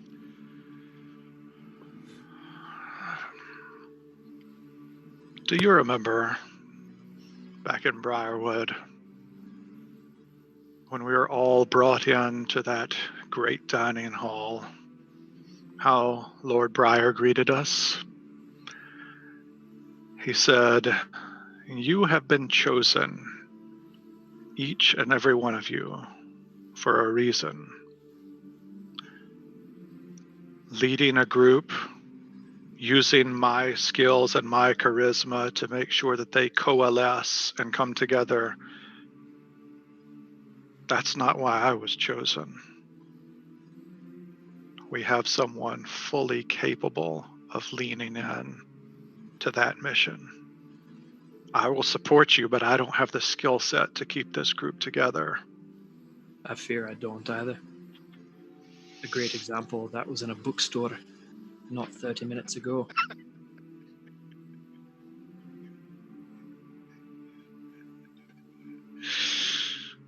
Well, we can all be a little bit better tomorrow than we were today, and he'll look for Stephen to give him his out.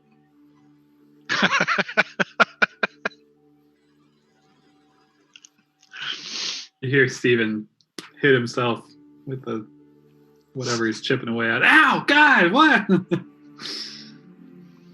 As soon as Clavius looks away, Arthur will dump the whiskey onto the floor. Ooh, shit. Clavius draws a new weapon. You just get a thud on the table. Clavius pulls out his +7 flail. Pulls out a gun. I would also tell Chaudhry at some point in time tomorrow at noon to have his 5 best customers right here for the treat of their lives. Oh, I could think I can make that happen. Get some real good ones. The ones that are willing to pay the big bucks, as it were. Lovely. Is there anything anyone else wants to do? And are you doing watches this evening? Do we all have our own rooms? No, it's like What's the room sitch? it's like basically a storage room that has been somewhat converted. They've got like cots in there. But yeah, it's like off somewhere off this direction. Pretend that window's a door down in the bottom. But yeah, it's a little storage area. Does have a room, which you can bar the door.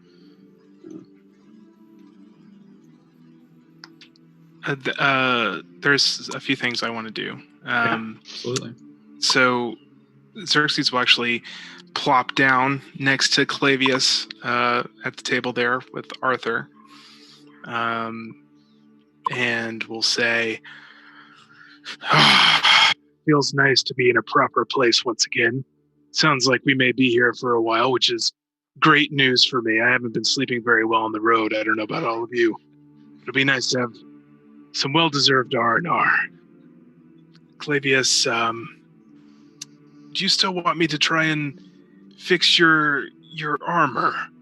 I know that your current situation with your weight might make that difficult, but I can try and make it fit you however you want me to. To be honest, I don't know what good it will do. Bring me the breastplate stretcher! I haven't had a single night since first we got to that lake down south where I haven't gotten a little bigger or a little smaller during the evening. Well, if you would lend it to me, perhaps I could find some kind of yoga pants material or something that could help us. Something maybe that is a little bit more malleable, allows for fluctuating weight. And which armor are you after? The chain armor that I grew out of? Or the Sergaran armor I'm lugging around that's too big? There's one too big, one too small. The Sergaran armor. That's what I was talking about. Sure. Yeah, if there's a way to like spanks this thing up where I can have an armor class, I have a feeling we're about to need it.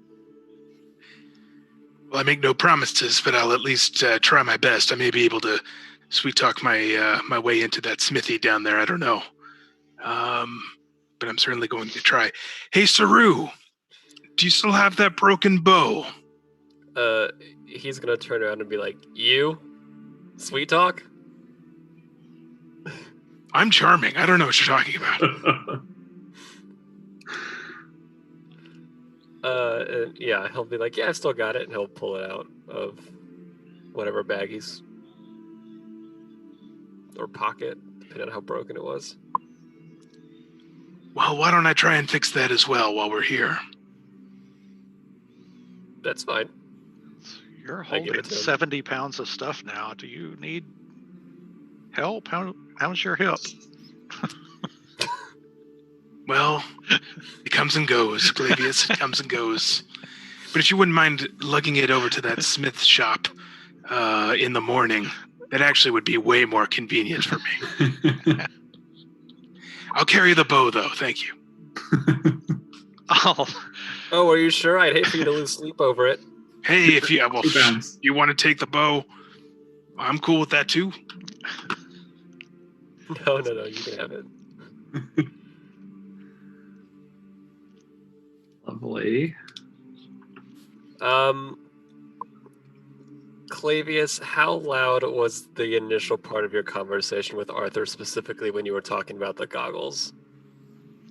I assume under our new watch rules that everything can be heard unless said otherwise. Okay. Like unless you were like somebody that said, "Oh, I'm going over to my own area to do whatever." Okay. I'm just reading my book. Whatever that entails. Yeah, on that note, I need Isabel and Ceru to just both roll me just general intelligence checks. Why? Just a general intelligence check. And I guidance it. No, we'll say no on this. Okay, cool. Just generally. The outcome of the check might not represent exactly what, but just may or may not be more material to sift through to find the interesting things. Beautiful. Fuck. Beautiful.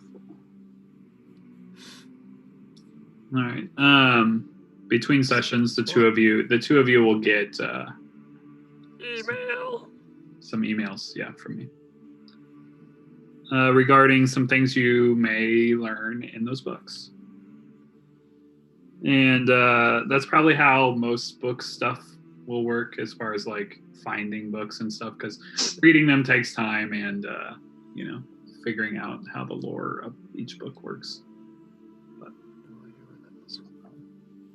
I'll hit you with some emails in between sessions about what you find in those books. And then Xerxes, you're planning to start all that tomorrow, or are you getting started on any of it tonight? Yeah, tomorrow. Perfect. All right. Is there anything else that we need before the night's rest?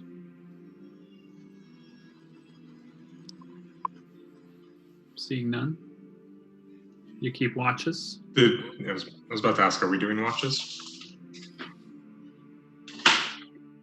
Once we bar the door, Arthur will have an aside with Kat, just asking him to be especially watchful. Beautiful. I've got to take extra rest tonight.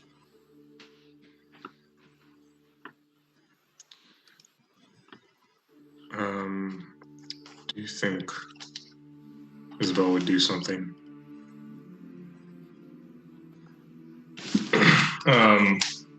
She would probably try and find the time when everyone's asleep.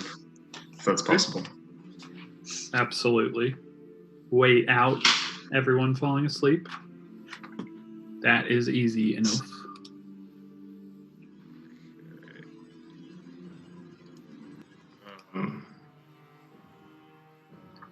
Just let me know when you're ready. I'm always ready. All right. Totally not, but I'm ready right now. So we're just like in a separate room, right? Yeah. You guys are kind of alone in this other room. Chaudhry's set up shop. After a while, you hear him stop, like kind of clanging around in the other room, and you eventually hear him go upstairs to where he resides. But yeah, so you guys are just alone in this other room. Little candles next to your beds and little cots and things. Find a discreet corner of the room if she can, and is going to begin casting a spell.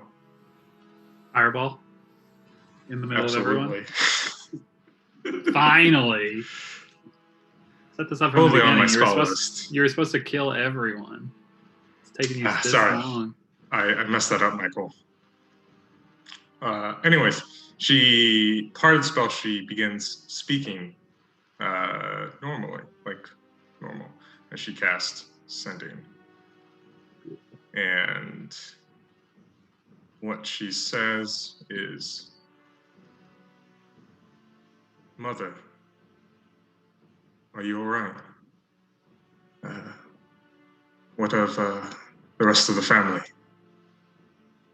I am sorry about the way I left, but I could stay no longer."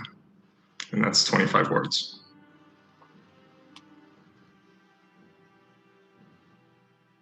There is a long pause, seemingly.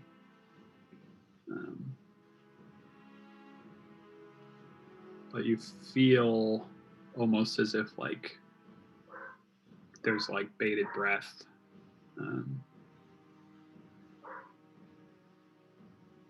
Left. What? Who? Not even a full month passes since her demise, and the vultures already come? Using magic? Who are you to contact me on the eve of... And that's all you get.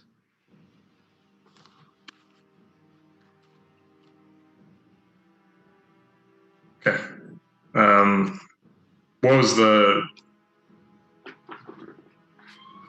sound of the voice familiar? Yeah, it sounded like her mother. Okay. She just seemed quite confused. Okay. Taken off guard. I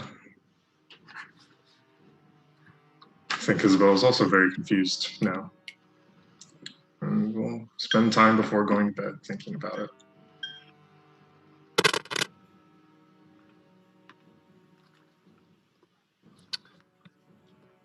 Unless anything else you have planned, Michael, or rolls or whatever happens, Ceru would get up early before everybody else and basically just go kind of explore generally around kind of the town, looking for just anybody that would talk to him.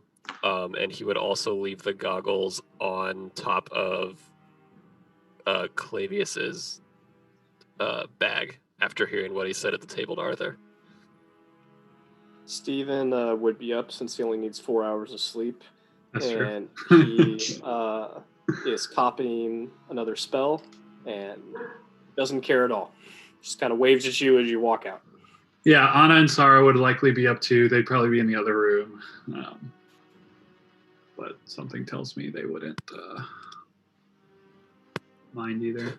Anna would probably say something like, just try and check in from time to time. I'll be close. Before I'm gonna send this calendar.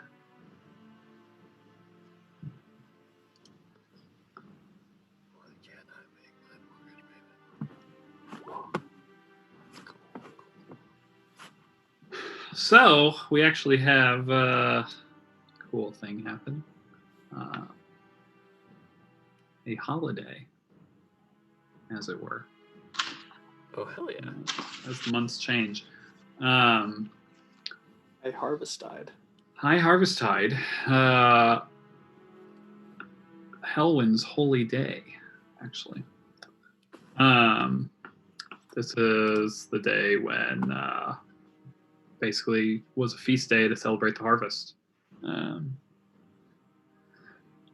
It was, if you recall, the holiday that the halflings were trying to make it for when they were headed to Red River.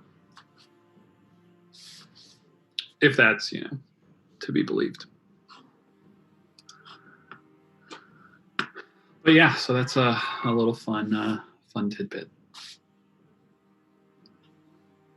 But yeah, Ceru, you are absolutely able to head out early as other people rest, stay in. Arthur and Clavius kind of catching up on much needed sleep, as well as Chaudhry upstairs. But as a note, make sure that you all regain your hit dice, half your hit dice, and all of your hit points are restored. Yay. As you are staying within the safety of these walls, and not out in the wilderness, in the wilds. All of your hit points being restored. This is the most restful and comforting sleep you guys have had in a long time. Subconsciously or not, there is something that makes you feel at ease here. Within a familiar feeling, wooden structure, warm, this warm tavern that you spent the evening in. So I think Clavius, you spent a hit dice. Make sure to restore that, because you wouldn't have needed to spend it.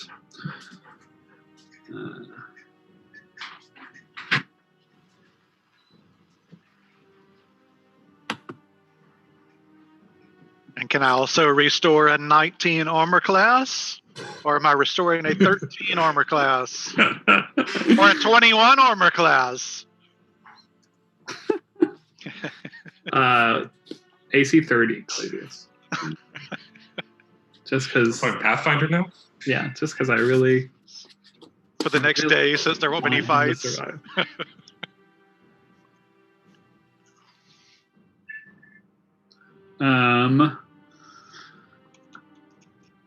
So yeah, we'll say I'll get to what Ceru's up to in a second. But yeah, Clavius, if you're trying on your armor, which armor are you trying on? The chain armor. The chain is too small. Did I say chain? I meant plate. What a silly goose you are, Will.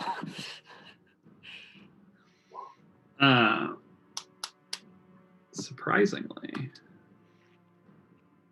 Sir Garen's plate armor fits pretty well. It's pretty well. It might not be like perfect.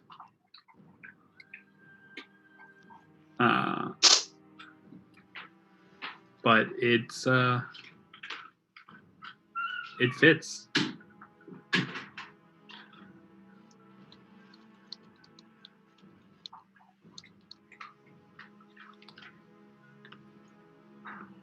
All right. I know how I'm going to carry it to the smithies on my body. Yeah, you can carry it on your body. But I am still going to take it down there and see if anything can be done to it. Like the addition of Spanx.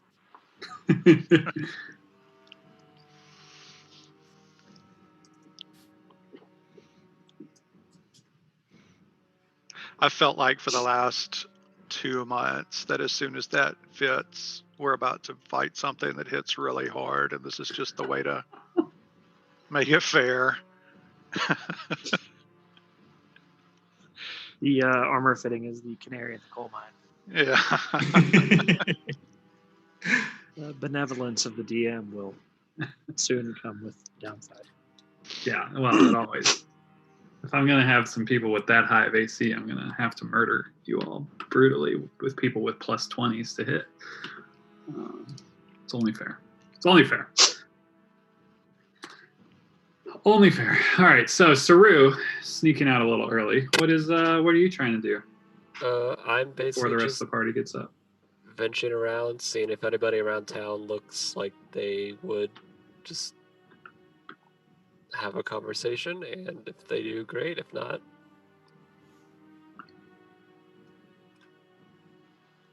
so basically, I just seeing if anybody's around, if they don't look scared or Yeah, so as you get up nervous.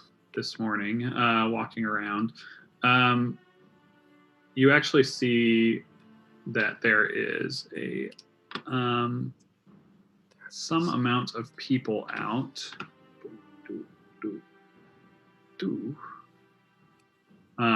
And from where you are on just kind of like coming out of the Black Barrel, you can see that this bridge here is kind of full of flowers and greenery, all kind of standing out in this cold, dark space. And there are people over there kind of like setting that up. That's probably where the most people that you see at kind of this early morning hour, though it is, difficult to tell that it is an early morning hour as we are in a cave. So, people work on different time down here. Do we know that it's high harvest tide? Or Depends. is this a city dependent thing? No, this would be high harvest tide for everyone everywhere. It just depends how your character, if your character would Ceru maybe. Roll one more history. I'm going to say you have disadvantage on this roll. Look at that. Yeah, Ceru. Someone told you, a few weeks back that this was upcoming, and you mentally noted it. So yeah, you're aware. But normally you wouldn't be aware. You wouldn't really know what this is. This is definitely continent irrelevant. You would think, But yeah, Ceru is aware. I just walk towards the guys that were setting up. Yeah. And unless they ran away or something, I would just kind of say hi and offer. Do you guys need any help setting up for? Are you guys actually celebrating Harvest Tide? Oh, yes, we are celebrating. I'm sorry, I don't think we've met. My name's Ceru. I feel like I would remember you. Yeah, probably. I get that quite a bit actually. But my name's Ceru, and I came in with a few friends of mine. We actually got here last night, and you came in. We did. Where were you found? Where did they find you? Well, we actually found. We were supposed to meet someone, and that one dude found us, whose name I can't remember. Audrey. Jesus, yeah. Jesus found you. Wow. Yeah, no. And Chaudhry, we ran into Chaudhry, and Chaudhry was actually waiting for us to come along, so he brought us here, and we spoke with Lady Eveline, and Oh, wow. Wow. How many are there that were brought in? It's like 10. 10 of us? Yeah. oh. Wow. Wonderful. Yes. We could use the help setting up. And you see they have like some carts and things that look obviously like they've been brought from outside. There are some other like small like gems and stones and things of that nature, but like fungus and whatnot. But for the most part, it's like plants, and it almost looks like there's some like wheat and other crops as well that would seem a little like out of place down here. Yeah, so I'd basically just be like moving stuff around, or like, setting stuff up if people were trying to like move stuff to one place to the other, or basically just taking direction to be like, oh, that should go over there and whatnot. And then while doing that, I would be talking to just whoever's nearby, just kind of about. I've never really celebrated high harvest or harvest time myself. I know of it, but I haven't actually ever been part of a festival. What kind of activities do you guys tend to? Well, it used to be a lot bigger than it was now. Now we just tend to set up the bridge, Halloween's bridge here, and people tend to come visit during the day and pray. We still like to honor them as much as we can. There used to be festivals all over before this, where more games and things were played. But there will be a feast tonight here, held near the bridge. That should be a very nice time. Do you know what time everything tends to kick off? It'll be late afternoon into the early evening. Oh, good. You actually might be interested. If you know anybody around that enjoys the tavern, one of my friends there, we have a rather exotic kind of whiskey that we brought to potentially share and or maybe even sell if anybody's interested. I believe they're meeting a few guys around about noon. Oh. Or okay. midday. I'll tell some people. I'm sure I can find some people that'd be call excited. It a pregame of sorts. Excited to power hour with you, yes. And classic high harvest tide power hour. Yeah. Do you guys have any musical acts or? There's a few down here, a few that can play some music, yes. But if you know someone or well, I myself tend to, kind of musically inclined. I wouldn't mind helping out with that aspect, and whether I go solo or kind of join up with them, I can. Yes, I'm pretty versed enough to fit in. That would be wonderful. I'm sure that there would be plenty that would be happy to have someone new and exciting join. I'm sure you'll be quite popular tonight. Many people will be quite interested to have learn about the new people here. We haven't had new people in some time. Yeah, kind of. I bet living in a cave isn't always, the most enlightening type of life. Yeah, she kind of sighs a little bit, like. But that's what high tide's for, or harvest tide's for. Yeah, It makes you forget everything for a day, whether you go get schlossed in a bar or, dance the night away with whoever you end up on the dance floor with. She blushes.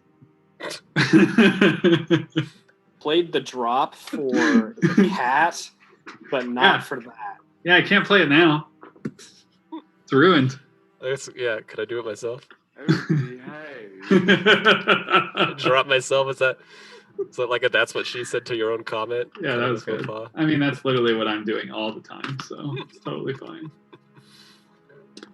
So he'll say, "Well, I'm gonna go back to the tavern now, seeing that you guys are probably pretty good on setup. If any of the musicians swing by and are interested, just let them know. I'll probably be at the tavern most of the day, and maybe I'll see some of you guys around it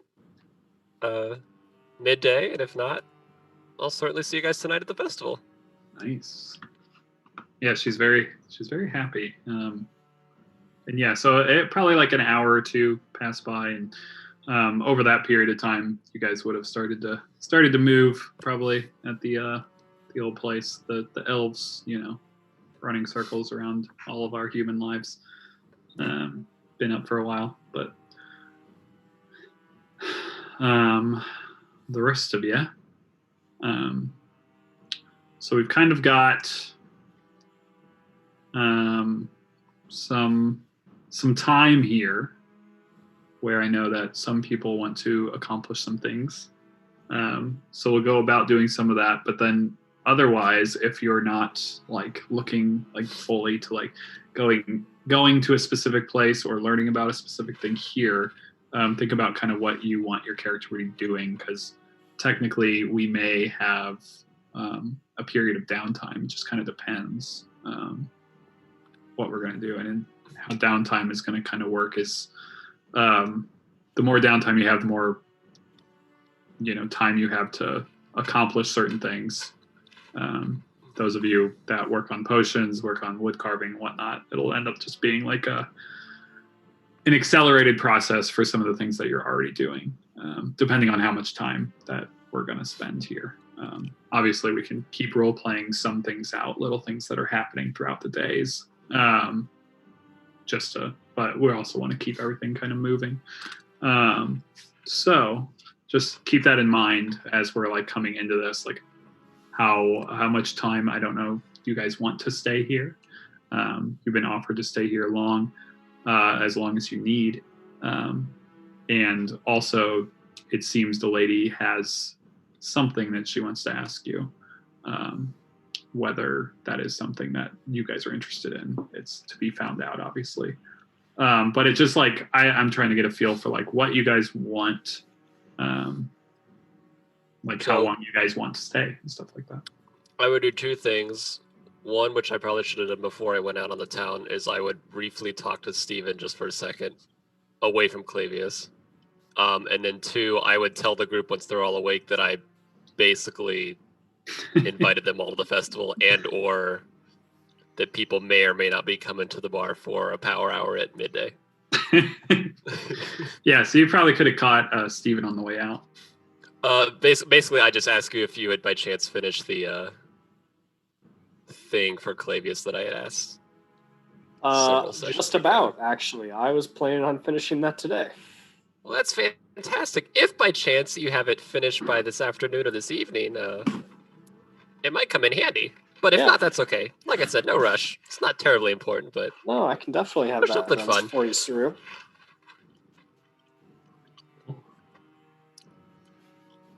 Butte. So this is just generally as a group, what are your guys' plans? You've found yourself in a city beneath a mountain that you didn't know existed.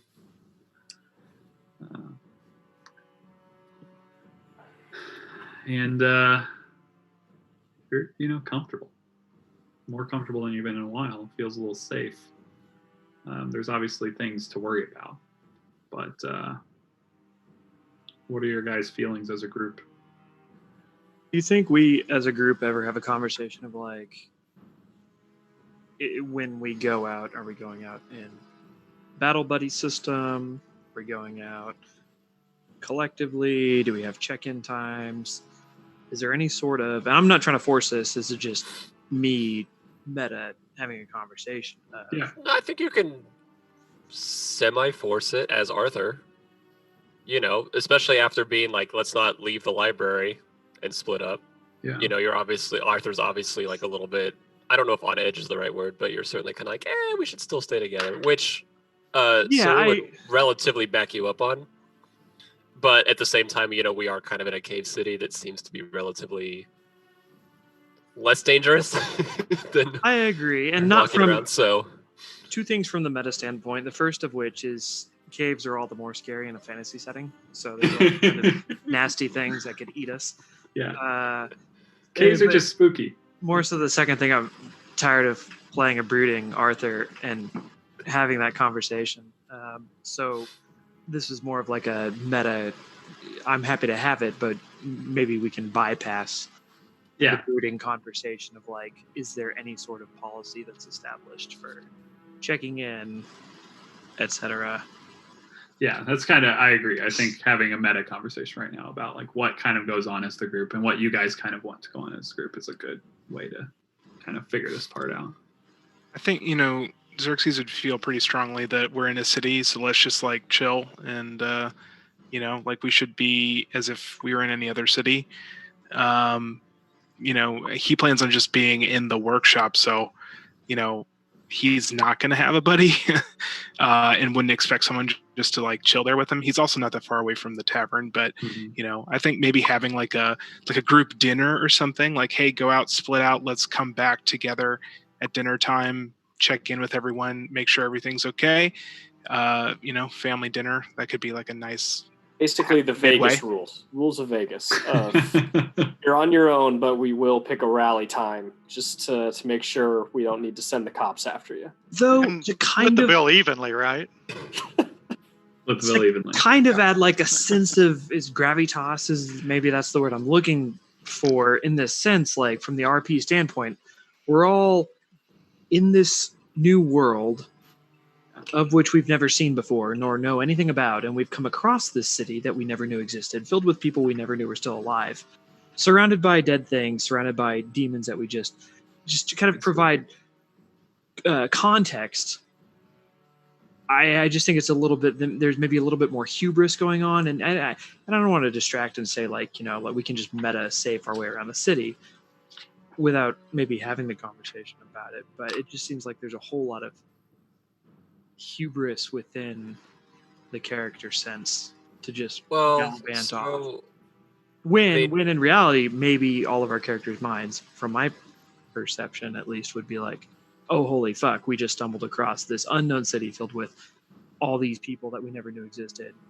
And based on how things have gone so far on the city, I would be comfortable. I mean, I just went out and just talked to people, so I would be more comfortable being separate than having to stick together like we were on the outside. However, I would obviously look around and say, okay, if people look like they're uncomfortable splitting up, then be like, okay, let's do the buddy system, and or, maybe everybody should go talk to the lady or what have you, So it'd be either way. Like, I hear everything you're saying, and obviously I disagree. Yes to everything you said, Nick, but also it was like incredibly hidden. We're underground. They haven't been discovered for tens of decades or whatever. Not tens of decades, but tens of years, which is a decade. And they've been nothing but kind to us, and it appears to be like a functioning city. So it's not like it's a roving band of bandits. Have you seen Scooby-Doo on Zombie Island? It starts out very pleasant, very hospitable.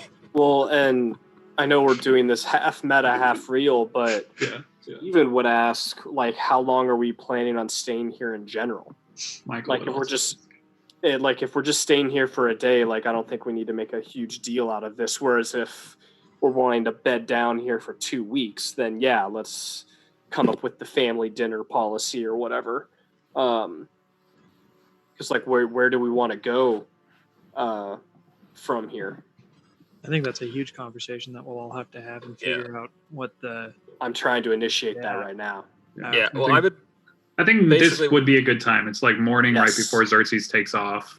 Ceru just came back and tells you all about the festival and how people are nice. I think this would be a good time to do that. How long? Yeah, and then I would definitely say that basically, I just tell you all the time. So festival starts late afternoon, and then people are coming to the tavern around 12. So if people want to go do their own thing, come back to the tavern around midday. He's got his friends coming over at noon. Yeah. Is this So- festival like a 12 days Keg, of Christmas Keg, thing? Keg gets Or here at 11:30, so we'll have that tapped and good to go, and be great. Yeah. are Just we a doing like- one day festival. we're doing like an Easter weekend? How long's the festival? Un One day. day. Unday, okay. Un day. I mean, Xerxes would just say with the amount of stuff that he's trying to accomplish, he would like it to be multiple days, at least 3 probably.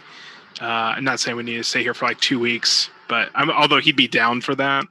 That's what I'm asking. I'm wanting to put like there's no judgment. in my mind, I was thinking we could stay like 3-4 days and then figure it out. But I know not everyone has stuff they want to do that long.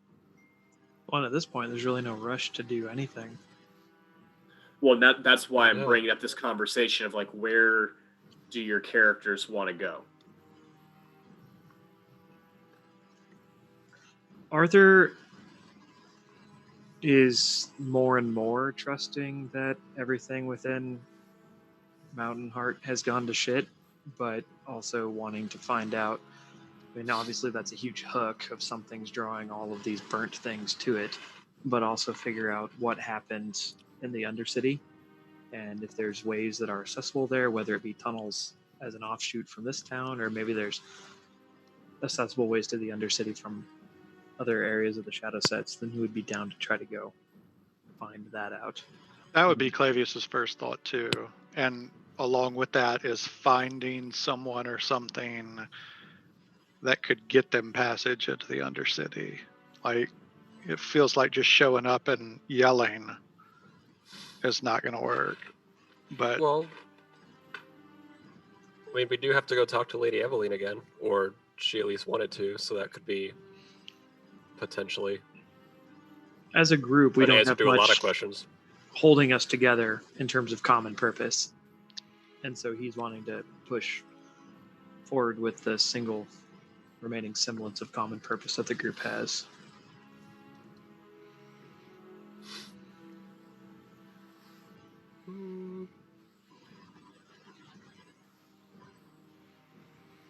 Sorry, I'm reading Anna's thing because she had some thoughts as well, but not that it necessarily matters because Anna will not be here. But just kind of as general.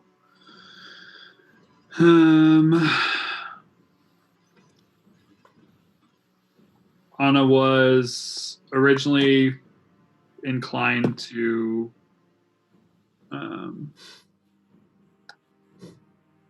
hear the Lady of the Hollow out, because Anna thinks that it could be good to have someone like a leader, someone in some sense of power in your guys' corner.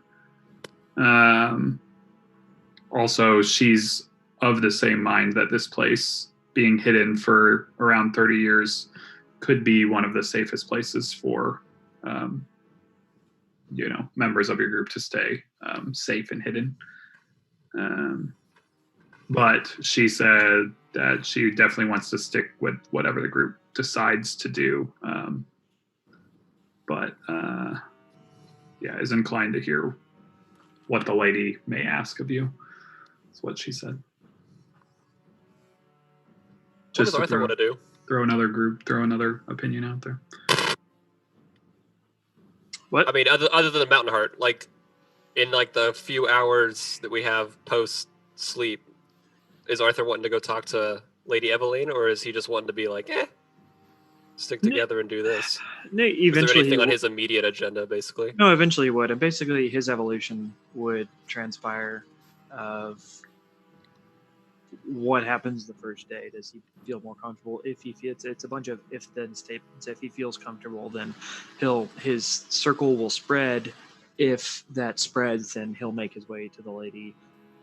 If that's the case, then he'll intend to address the greater question with the group. Do we use this as a base of operations? Do we have a common purpose? What's our plan to go fulfill that? If we don't have a common purpose, what are we doing? And then he does need to probably do some like little housekeeping items. Again, if everything's going swell, then housekeep his way at shops and whatever. not to meta us to death, but maybe those questions can just wait until we talk to her, because I think then we'll have a better idea of like, what are we doing, what are our options, etc. Sure. Know what I mean? Hmm. Just shout. I almost think we kind of stress, that we go talk to her now. Well, I don't know. Yeah, why can't we Nowish, do maybe? Give We us could some do that. guidance now. Xerxes can be there or not, depending on what he really wants to, how bad he really wants to go smithy himself up. And He then- probably would not go, actually, if you guys are going now. He'd be down to talk to her, but not on day one. He's way too Because, excited. that just seems to be At a workshop. kind of the main thing to do in town right now is let's go talk to her, finish up whatever conversation we need to have with her or she needs to have with us, whichever way it ends up going.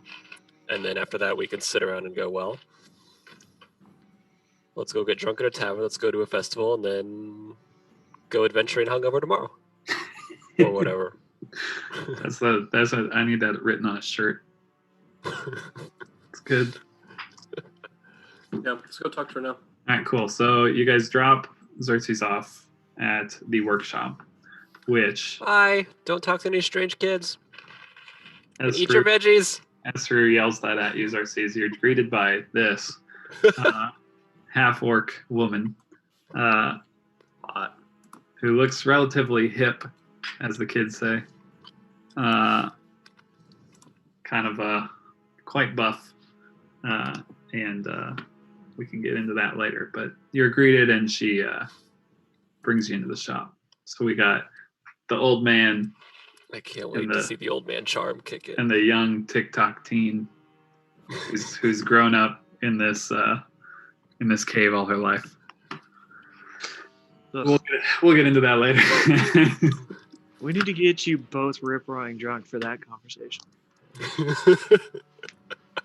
I'm just gonna throw Xerxes out there just so we remember. He's over there. The rest of the group is over here, Can you put her token out there too? if I must. Yes. You're the best. There she is. It's like the offspring of the Jolly Green Giant. He's like 7 feet tall.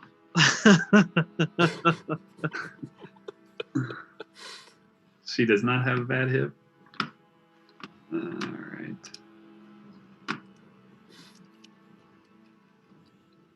All right, so you guys are led over to the hollow, which you are able. Actually, Chaudhry will go that way as well, and he is heading out to hopefully meet with Yofun. So he'll kind of walk you down there and bring you in.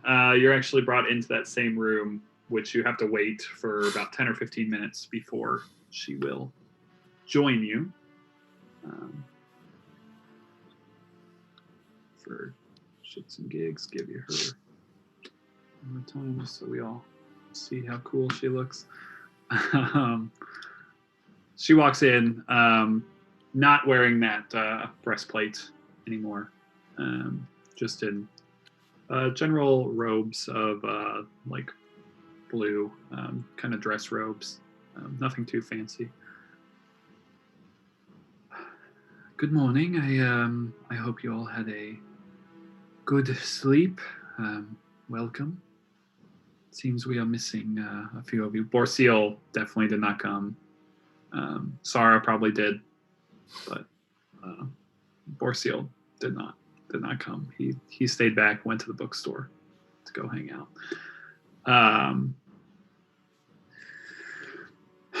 Just good to see you again so soon. Have you found the city welcoming so far? Time out. Yeah. We have those scrying stones, right? Sending stones, yeah. Could we not give Xerxes one? You could, yeah. Just in You did case. 20, yeah, that makes sense. Xerxes, that makes sense. As a Yeah, he can have it on like Emergency the plan. radio while he's working. yeah. Yeah. So if you need to contact Xerxes, you can use that to do so. Just make sure you say his name because I can't promise he's paying attention. Yeah. Well, there's Well, only you can only send it it doesn't 25 work words. like a radio. Yeah. Can we make sure to turn the volume on loud and the text size as large as it goes? That would also help a lot. Yeah, it works. It works like the sending spell, so it can only be used once, 25 words, so per day. So if you need to Okay. contact him, you can use it. So he can't hear this conversation, but that at least if something pops off, you can notify him. You cannot, however, notify Borseal, who is at the bookstore. So maybe you just bounce now and you guys get out and finally leave. Oh, really? Who's going to attack a bookstore? You mean to tell me they left 3 weeks ago? Oh my! But I've only read 3 books. I guess I will stay here forever then. There's no way I'll make it back south on my own. I take Borseal's classes on my way out of town. Oh, stop it, Twilight Zone. That's awful. I can't read anything. God. I will throw myself from the bridge. I'm still alive.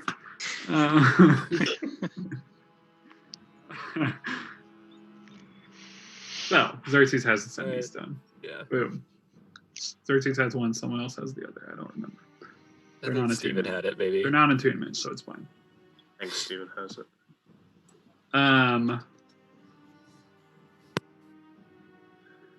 So, you have come back to speak with her. Is there something you wanted to bring up specifically? Or? Well, she had just mentioned, there was something she wanted to talk to us about before we left, and it kind of left the impression that like she was going to ask us to do something or could ask us to consider doing something. And since we got that impression, we wanted to know what it was as we're trying to make plans. All right. So you ask her that, basically? Pretty much. Beautiful. All right. Straight to the point, then. Yes, I mentioned multiple times how I was quite pleased that fate brought us together the way it did. And I would like to ask you something. Know this, that my city is open to you no matter what answer you give to the following request. You may stay as long as you like. You may do as you wish here. Your answer will not be taken as a matter of you. Words are hard right now. Anyway, I fear the Chaos Legion may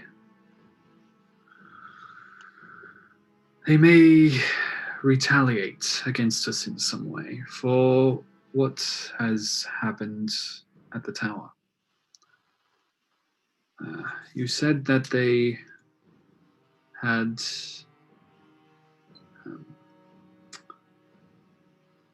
attacked you to the north of the tower after it had fallen, and I fear that they may come here. As I said, some of our own were taken alive, which makes me think that if they don't already know, that they will know the location of this place at some point,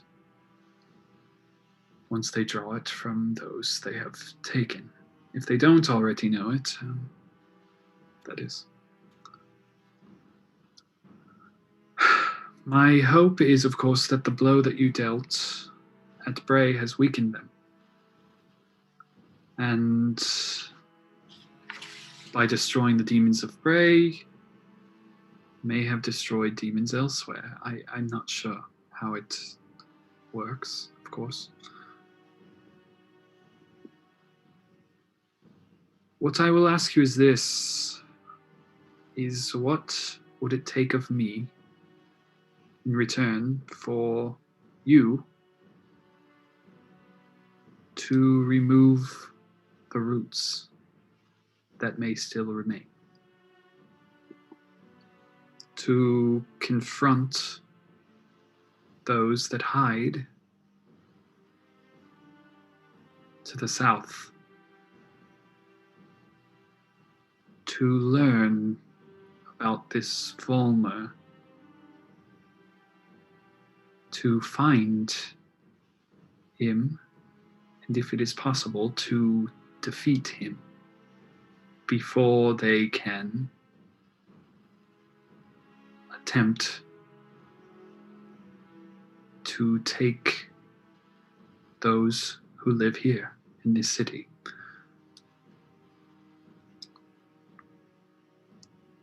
We have kept this place safe for a long time.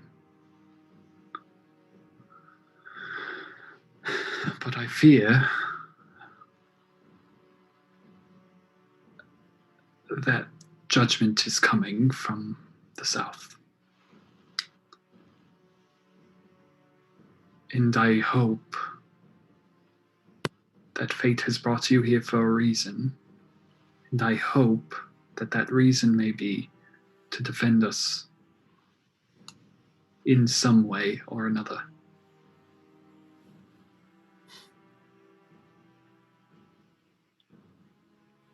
I know I am just a new face to you all. I am just some woman you have only just met. But I do hope that you too can see that our paths have intertwined for a reason. As I said before, if you choose not to pursue this that I ask, then that is completely fine. You can stay within these walls as long as you please. And you may go about whatever it is that your group would like to do beyond these walls. We will continue to do as we do here for as long as we can.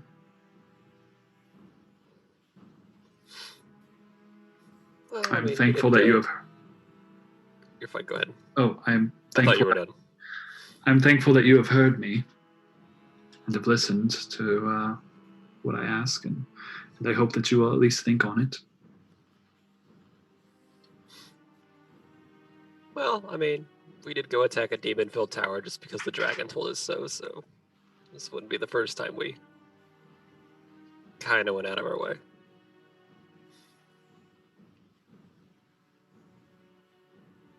He's looking for Arthur's reaction since he's kind of the more combat-y. Completely stone-faced. Okay. Can you confirm? We kind of guessed from one of the Chaos Legion that attacked us that they're operating out of like some cave southeast of Bray. Does that sound right to you? Do you know of anything about where they may be based out of?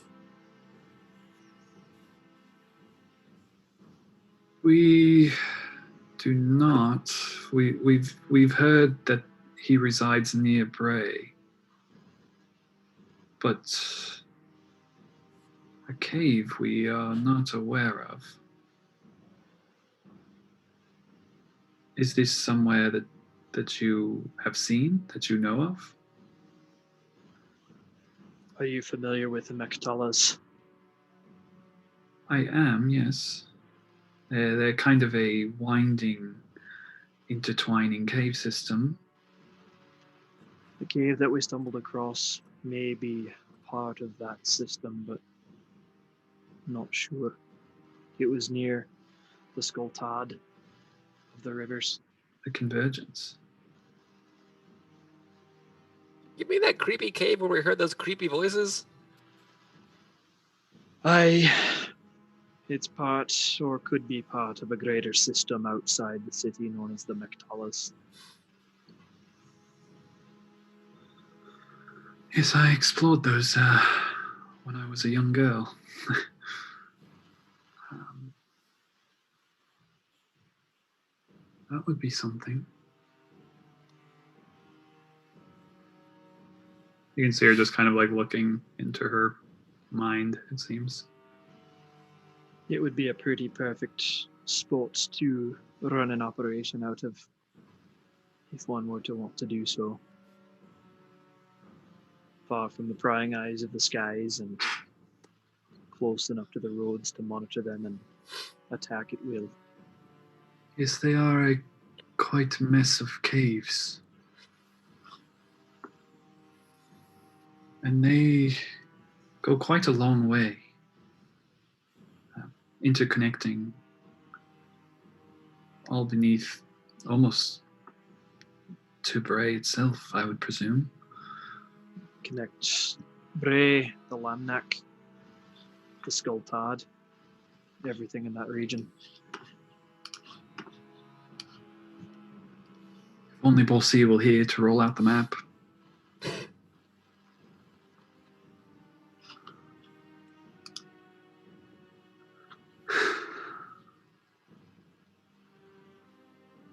Well, we would have an easy way to travel that direction. We do have boats here.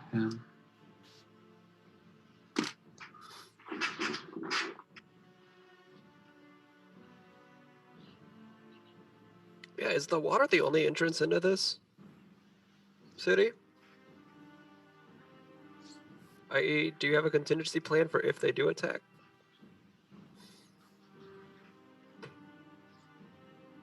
Similar to the Mactala tunnels, there are other entrances and exits to this city, though many of them are secret.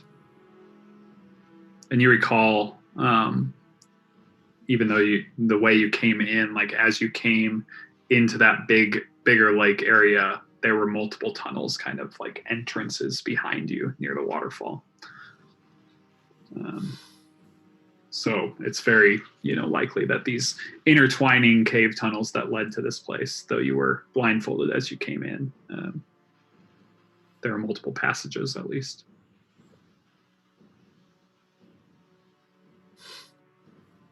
So and somewhat even, and then even with what Ceru had seen on the bridge for the, there was some interesting like things on there, like crops and such, which is kind of odd. That would be down here. So there has to be some, way of bringing that in. It could all be by boat, but I don't. You have to figure out where that would be coming from. It would just seem odd. This is somewhat of an aside, but do you know of any tunnels or roads that connect underground to Mountain Heart? Directly, no. We've searched these tunnels, and as I said before, for quite a long time, we tried to find our way to Mountain Heart. A lot of that was through tunnels near here.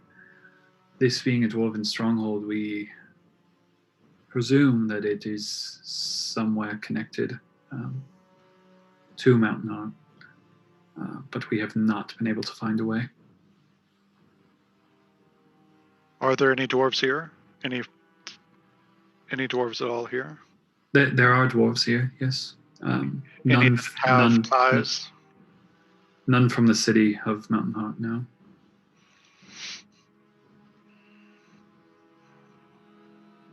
I would think if you had dwarves here, if there were a way to get there, they would have found it. Yes, we've searched dwarves in the scouting parties that have searched. Some had been to Mountain Heart before or have connections there, but none were familiar with the city itself. That city shut down so quickly, so early in the incursion, and there weren't many that traveled to and from the city, it seems, to anywhere. Lady Evelina, if I may. We've broken the bones of members of the Chaos Legion. We've smashed their skulls. They die just like any other creature. Make no mistake about it, though, when you're talking about a demon lord, you're talking about a formidable force. We're going to need all the help we can get. To that end, if you could provide us with any information that you have on the layout of the tunnels that you do know. I'm also led to believe that you have books that we might be able to gain knowledge on demon lords and their followers. And equipping your prospective champions might not be too tall of an ask either. We're going to need to go in with every single tool we can use to our advantage. I fully agree. I do have books here about some demon lords. As I told you before, we haven't found much. There doesn't seem to be much in writing about them other than lore.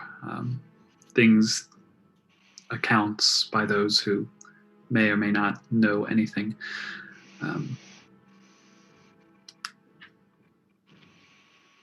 But as far as equipping you, we, as I said, this city has many great artisans and craftsmen, and we would be honored to attempt to get you the things that you need. The tunnels, as I said, I explored them as a child, but as Arthur can tell you, they are quite vast, interconnected maze of tunnels, much larger than any small cave system. They range for quite a ways. So even if I could remember the tunnels that I explored when I was a child, there's no telling if they would connect to those that you spoke of earlier, or if the layouts would even be the same.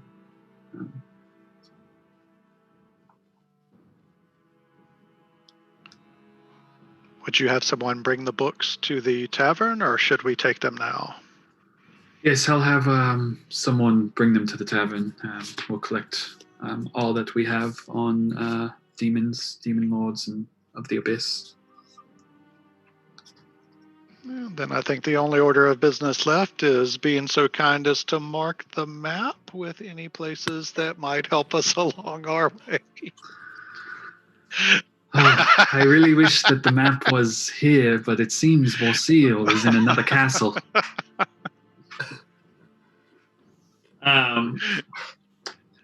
Yeah, I mean, she doesn't necessarily have anything specific that she knows of that she would be able to mark on the map. That would be of any help, it seems. Oh, I have you guys still here. You guys are here. Sorry. I had you still at the edge of the lake. But you're in the hollow. The holla. The hollow. But yeah, she also, would... she mentioned the boat, so she would get you Chaudhry's boat if you're into that sort of thing. But as far as equipment and things goes, other than equipment that you may attempt to buy or find in the city, are there any things that you guys are looking to equip yourselves with that she may be able to acquire for you? She would happily take a list. Are there? Have we been able to peruse, or can we inquire from her if like there are such things as +1, etc. entities within? Yeah. So Xerxes is actually finding that out firsthand. That Runt, as is her name, is quite the fine smith, and the gear she has there is exquisite dwarven craftsmanship. Turns out she has learned quite a bit about dwarven smithing. And so many of her dwarven weaponry and armor is like exquisite to the point that you'd be able to find some +1 stuff. But that's mostly like hammers, battle axes, things of that nature. But she could also create things. It just takes time. So if there's like specific things you're looking for, but yeah, there is some very nice weaponry +1 type stuff that you'd be able to get. Magical things, harder to come by in this place. But there may be possibilities for finding some magical things here. But that's more like private collections. So Skyrim, breaking into houses, sneaking around, that kind of thing. Yeah. You guys want to do some full rogue party? That's fine. Yes. We need to break into a mansion, kill everybody, and then claim it as our own, and the neighbors will never know the difference. You just squat. And then you put everything in that chest. Did any of you guys ever get the overflow loot bag in Morrowind? Oh yeah. Yes. Mm-hmm. That was one of the best, most random things. I about shit myself when I thought I'd lost all my stuff, and then there was this floating sack in the air. It had all my shit in it. It was like a source of pride. I think we got up to like 65 or 70 seconds that it took to load the overflow loot sack. Whereas my brother and I were going around. I mean, this is back in the day where like we had a few games, and so we would literally go across all of Morrowind stealing like pillows and candlesticks and anything to put into this overflow loot sack in order to try to up our load time. You're the worst. Yeah. Yeah. All I heard was something, putting stuff, building up our load time in the sack. Yeah. Very bored. Yep. Mm-hmm. Load time in the sack. Yeah. It happens. Gotta build it up. With practice, we get 60, 70, 90 seconds. Did you guys ever figure out what was in your bag? In The bag of holding? Yeah. Flavius's bag? No. In the bag of The holding. loot sack? I No. don't remember. No. Someone mentioned it, and I don't. Did anybody identify the bag of holding? I think that the bag was identified. Yeah, We Steven. know what it is. Just Steven should know how to search the bag. Yeah. Then Steven would have done that. So you turn it inside out. Yeah, Oh, just pull it okay. inside out. What's in there? Everything inside of it comes out. Yeah, everything comes out. It makes a big mess, but everything comes out. Or we can just overload it until it rips. Yeah, or you can overload it until it rips. I just realized. I think we like talked about it in passing, but there's a lot going on. I've never been in a campaign where you could do that, so I did not know. Yeah, so we'll say you did it last night inside the bag of holding. Walked into a small room and opened it up. There was 100 platinum pieces, Jesus. 500 gold pieces, 1,000 silver pieces, and 5,000 copper pieces, which you can do now because I don't think any of us can edit the bag. somebody. No, because What? It's Where is on it? Anna. Do these like explode out of the bag? Yeah, they just go fucking everywhere. Oh, it says can be edited by. Who I'm needs just ball gonna bearings? change it to all players. Can be edited by all players. Who should I put this on right now? Steven. Steven. And you said It's moving it. 100 platinum. 100 platinum, 500 gold, 1,000 silver, and 5,000 copper. There is 1 diamond worth 100 gold pieces, 2 diamonds worth 50 gold pieces, and 5 pearls worth 100 gold pieces each. So Say the pearls thing again. 5 pearls worth 100 gold pieces each. And then the 2 diamonds are with 50 gold pieces each. Not 50 gold pieces together, sorry. That might have been confusing. And that's all that was in the bag. Along with the 183 gold Yeah, pieces. I'm that are fixing that already soon.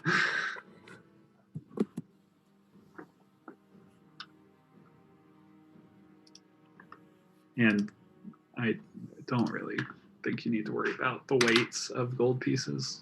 I'm not going to. I'm not worried about that. What else is a bag of holding good for? You can't just put all your gold in it forever.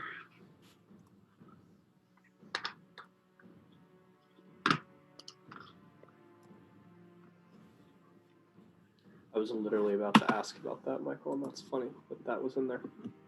What? Pearls. Oh, some pearls. Yeah. Some pearls. Spoiler alert, Steven's making a necklace. What else? What else? Do you guys have a list you want to give to her?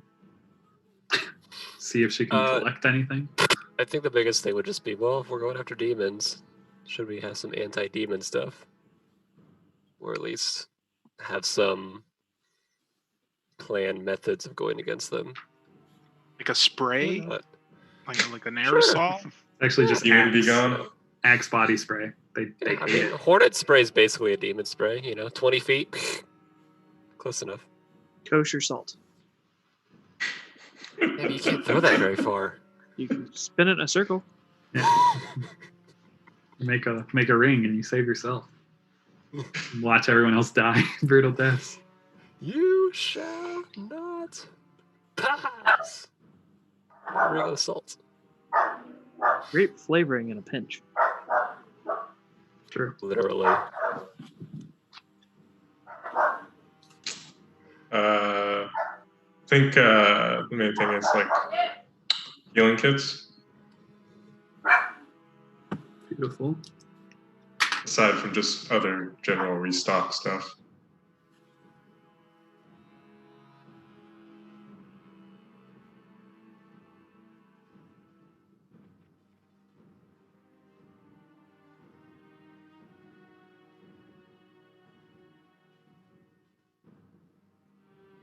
We're pretty set for exploring.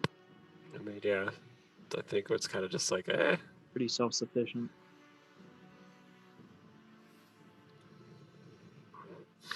We could call it like a good ration stop. Yeah. She's reloading you on all the rations if you need arrows and things like that, bolts, whatever. But yeah, ammunitions, if people need, components, refill your component pouches. But if you need like specialty components, you might be able to find those here. So look into those types of things. If you need any gold piece worth components. But yeah, there's options for weaponry and things like that. So,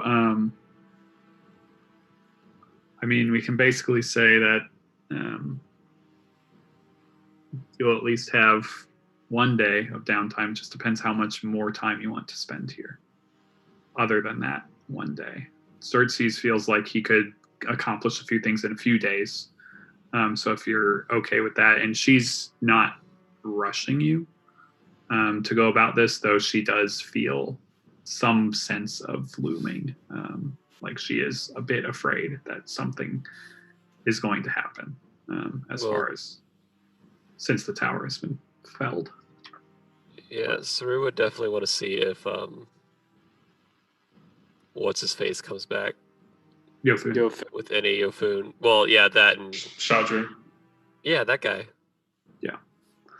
I really should write that down. But I mean, that's the biggest thing. I mean, the point of coming here was to be like, oh, well, we didn't find Yofun, so let's go to this place and hope Yofun finds us. And Absolutely. here we are. Yeah. So after the the meeting or whatever, like you can still, but in the meta, Chaudhry will eventually come back and say that he waited for an hour and Yofun didn't show, which is normal. Yofun does not show up to him every day, but on this day there was no black dragon that showed up. Excuse me.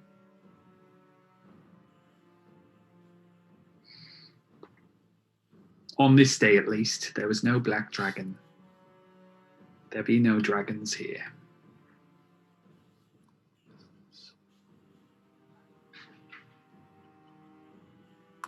Well, what did everyone's characters think about her request?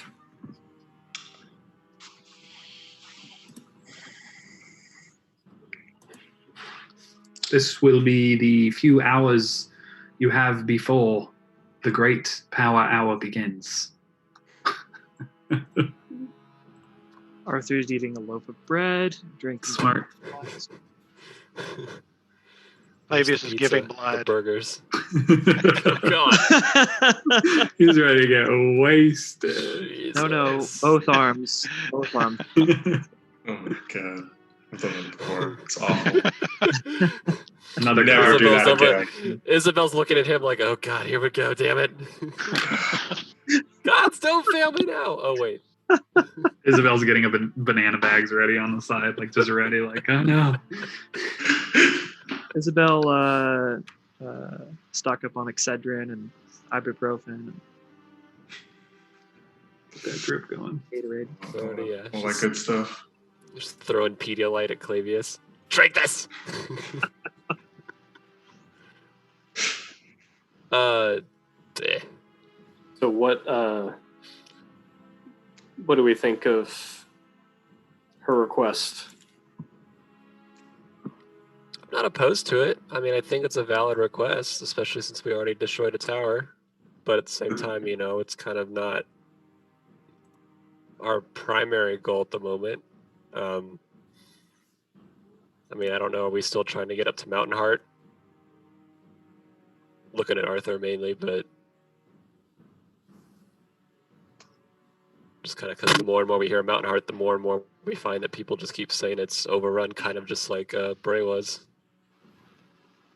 Arthur's very deadpan, stone-faced. He's not contributing to the conversation. Well, this is not in front of her. This is Correct. okay. I think Isabel say something probably along the lines of, well, we certainly kicked the hornet's nest when we moved the tower. And if helping them, or if doing this helps all these people here and keeps them safe, I think we should do it.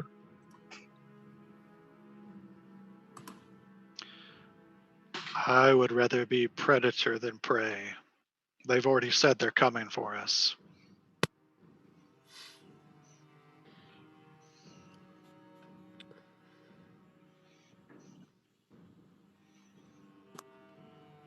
I think, yeah. Phil Xerxes in, see what his thoughts are. Sometimes I don't know what he's thinking. He's probably thinking nap time, honestly.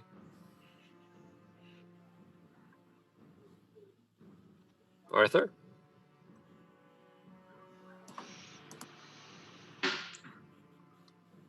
think in light of us not having anything else to do, this might offer us something to keep busy.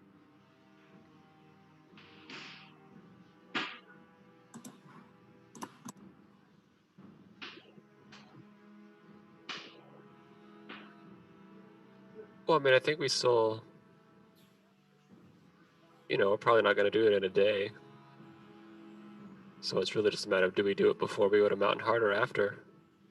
And do we risk leaving the city potentially exposed if they do actually get here?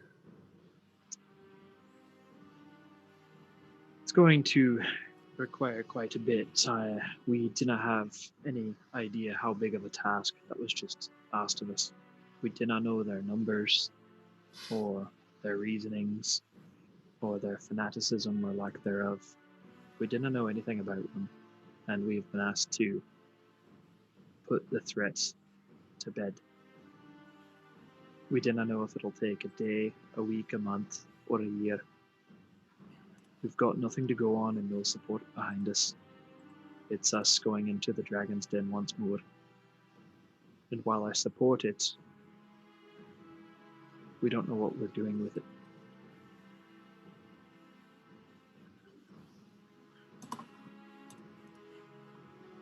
So, Doesn't sound like you support it. So that sounds like a yes. so I would think that we should have a conversation about what it is that we want to do up here.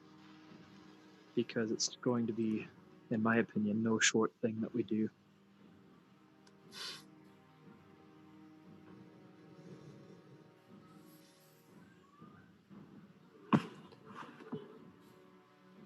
We should go back to Lady and see if she has any way of contacting us if we're not in the city. We could give her the stone. Does it work that far? Yes. Should work pretty far. She might have other ways, though. Oh no. Maybe she can teleport. It doesn't sound like they've got much magics. I mean, she can I don't know. see through the mists and tell us of the gods. We didn't think there was magic either, and then all of a sudden Steven started shooting fireballs and lightning bolts out of his hands, so...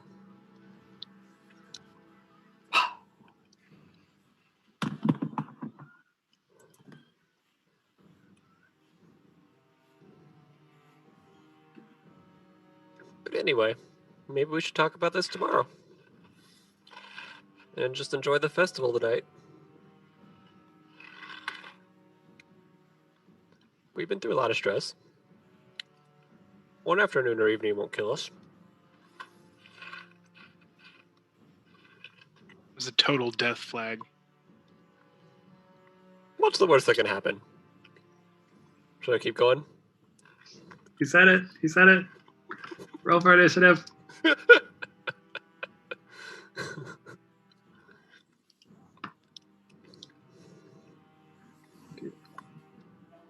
Anyway, yeah, I'll go find Clavius and fill him in. If that's all right with you guys. Before you Anybody do, else wants to Saru, come along, you can. Stephen hands you a completed woodblock instrument. Yes! That's fantastic, Steven. You're the best. Sorry it took me so long. Oh, it's okay. We've been kind of busy.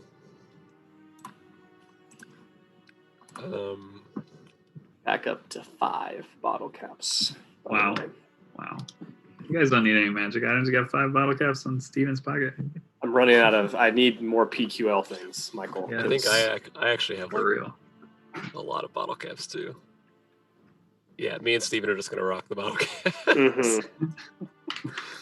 And I haven't even gone into my PQL yet. Oh god. Yikes. I should do that soon. Yeah, I should too. You keep saying that. There's just so many of you. It's just so hard. I know. Where's my thing? So many other things to do. Oh yeah, 1, 2, 3.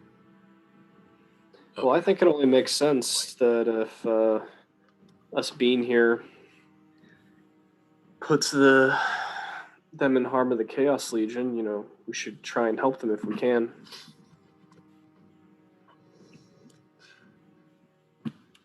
I agree. I just fear that we don't know what that means. Right now, it sounds like the band of us is fighting the Chaos Legion. Well, what's the alternative to this then? Just A light bit of scouting along our way towards what we were doing before. going to Mountain Heart. Another place of great unknown. No idea what sort of dangers we'll find beyond undead. If we go to Greyforge, we're walking into some sort of political plot that's going on or whatever. You know, doesn't seem like it's exactly the most savory place, given Anna's history. My point is, no matter where we go, we're heading into danger. And this seems to be the only option in our plates right now that actually stands to help somebody in the most immediate. So I think we should do it, but we should be cautious. So, as we always try to be, to whatever greatest effect that can be. If that is scouting, then that's scouting. I think it also helps us right now is the safest we've been in weeks, and having this as a central base. If we can do something to stop the discovery of this place and use it, whether it's going back to Mountain Heart or whether it's going over to Grey Forge, to have a place north of the wall that's relatively safe, where we're welcomed, is a pretty big bonus.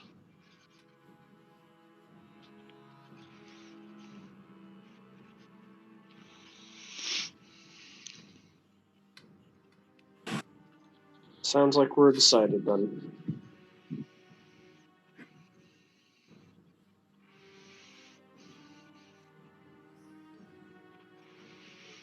I believe so.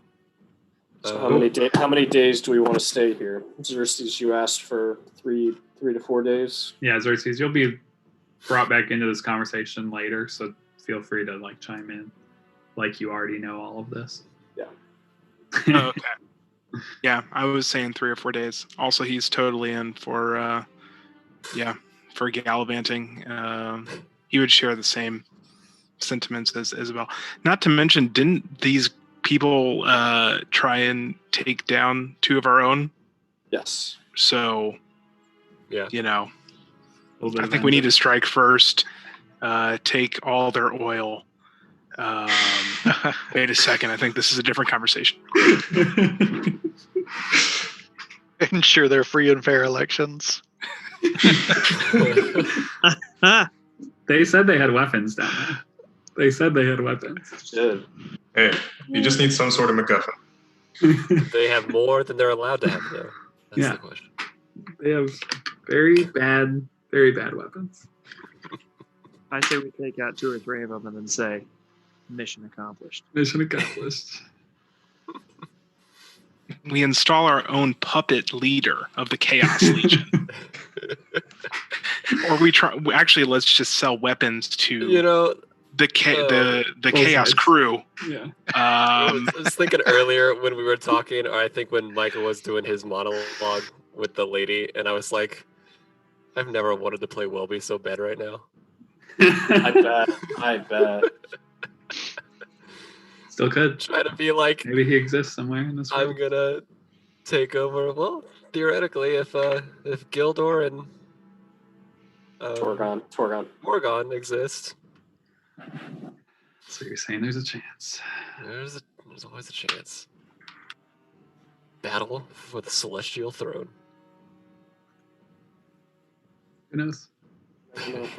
All right, so what, 3 or 4 days? Are you doing 3 or 4 days? Is that what I heard? Sounds like it, yeah. Yeah. 3 days at least sounds good. All right. So with that, Till then, it's party time. so you have 3 days, 3-ish days of downtime. Does that include the current day? I was thinking that the current day was your party day, and then 3 days after that. It's kind of Oh, okay. So you can either leave on the 3rd or on the 4th of the month. But so we'll just say you have 3 days of free time, basically, in this city, to do of which what you will, to prepare how you will, to ask for the things that you believe you might need, to ask for, what intel that you think you might need. I don't know what you'd be able to get, but you might be able to talk to some people who have seen some things. There's chances. So basically, best way to kind of go about this is for you guys to either, in the group me, talk about what you think the group wants to find out, And then maybe if you guys have a few individual things that your individual person yourself wants to like pursue over the next 3 days. And so at the beginning of the session, we'll kind of go over what happened during downtime, kind of like in a rapid fire roundup type way. You guys, once we have all figured out what all happens, you guys can talk about like what your own character accomplished on their own. If you want to divulge that information, if you want to keep it close to your chest, that's also fine. Keep it a secret and pull out a flashbang grenade later. That's also very cool. You know, and so that's kind of how I kind of think this could go. And it'd be a nice way to kind of, all right, you guys had a safe 3 days to kind of accomplish some things, learn some things maybe about this city, about what else you may want to try to learn about. But yeah, during those emails, during that conversation, I might ask you to do some rolls. So you just might have to hit me with some rolls, which do it with a real die, do it with a generator. I don't care. You don't need to show me the roll. I trust you. Unless everybody tells me they got a 23. Then you can all go to hell and I'll murder your characters. Rolling fire! I got 24. 24? It's possible. Guidance. But yeah. 23. So yeah, if anybody has a issue with that or questions, shoot. If not, I think that's a good place that we'll kind of end this. And yeah, I mean, you guys feel free to talk openly about what you think as a group you want to try to figure out, and if people need certain things and all those types of fun stuff. But yeah, she will be supplying you with Chaudhry's folding boat. So if you so choose to go by sea, and by sea I mean by river, you can. Are we, or are we not, acting out the festivities of today? We do not have to. We probably won't, but because it probably doesn't really. If there's some things that you want to do for that, which I believe there are some things that Ceru would want to achieve by that, then yeah, I think through letting me know exactly what, and then during the beginning of next session, we'll kind of go over it, because you guys would all be there. Email threads, yeah, more or less. That would be awesome. I say we all log on like together sometime Thursday evening and just rip shots for High Harvest Day.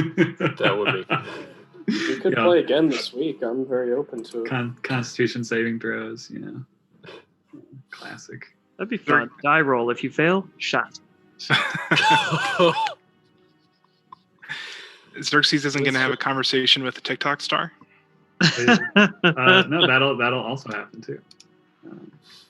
But yeah, we'll talk about what Xerxes is gonna do in that place as well. This is my Constitution save. Decent, I feel like. I gave myself a +2 Constitution because I don't often throw up, so I felt like that was fair. Yeah, -2 for sure.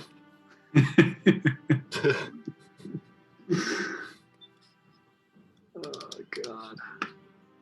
If last session was lore and loot, this session was housekeeping and stuff. I feel like housekeeping kind of happens when you enter a new place and have to set up shop, But yeah, let me know if there's things you want to talk about.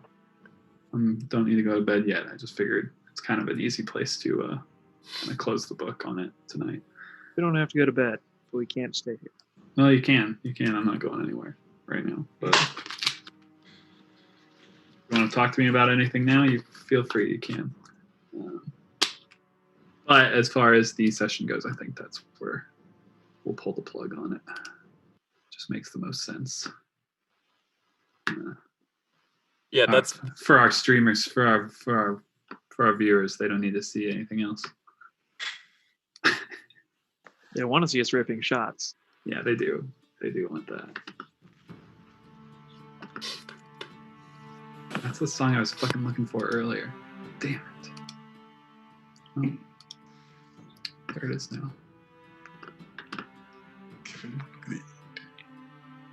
I knew there was a festival coming up. I just didn't know exactly what day it was. What is the month?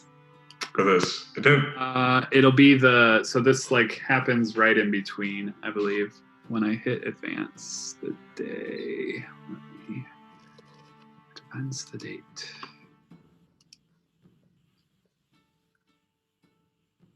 Yeah, so it is now High Harvest.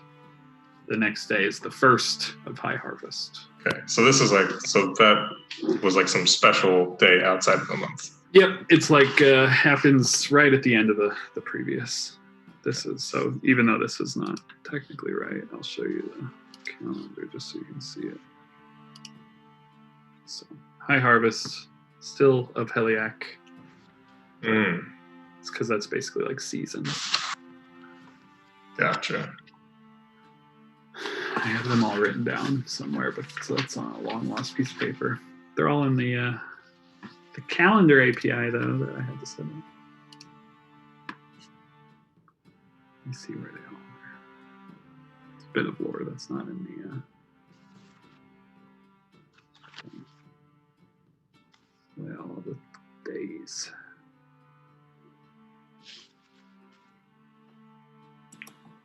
Don't know. Gotta read through all the code to figure that shit out. Apparently. How much XP? 3,000, you said? 300 billion. It's one hell of a festival, baby. Will actually.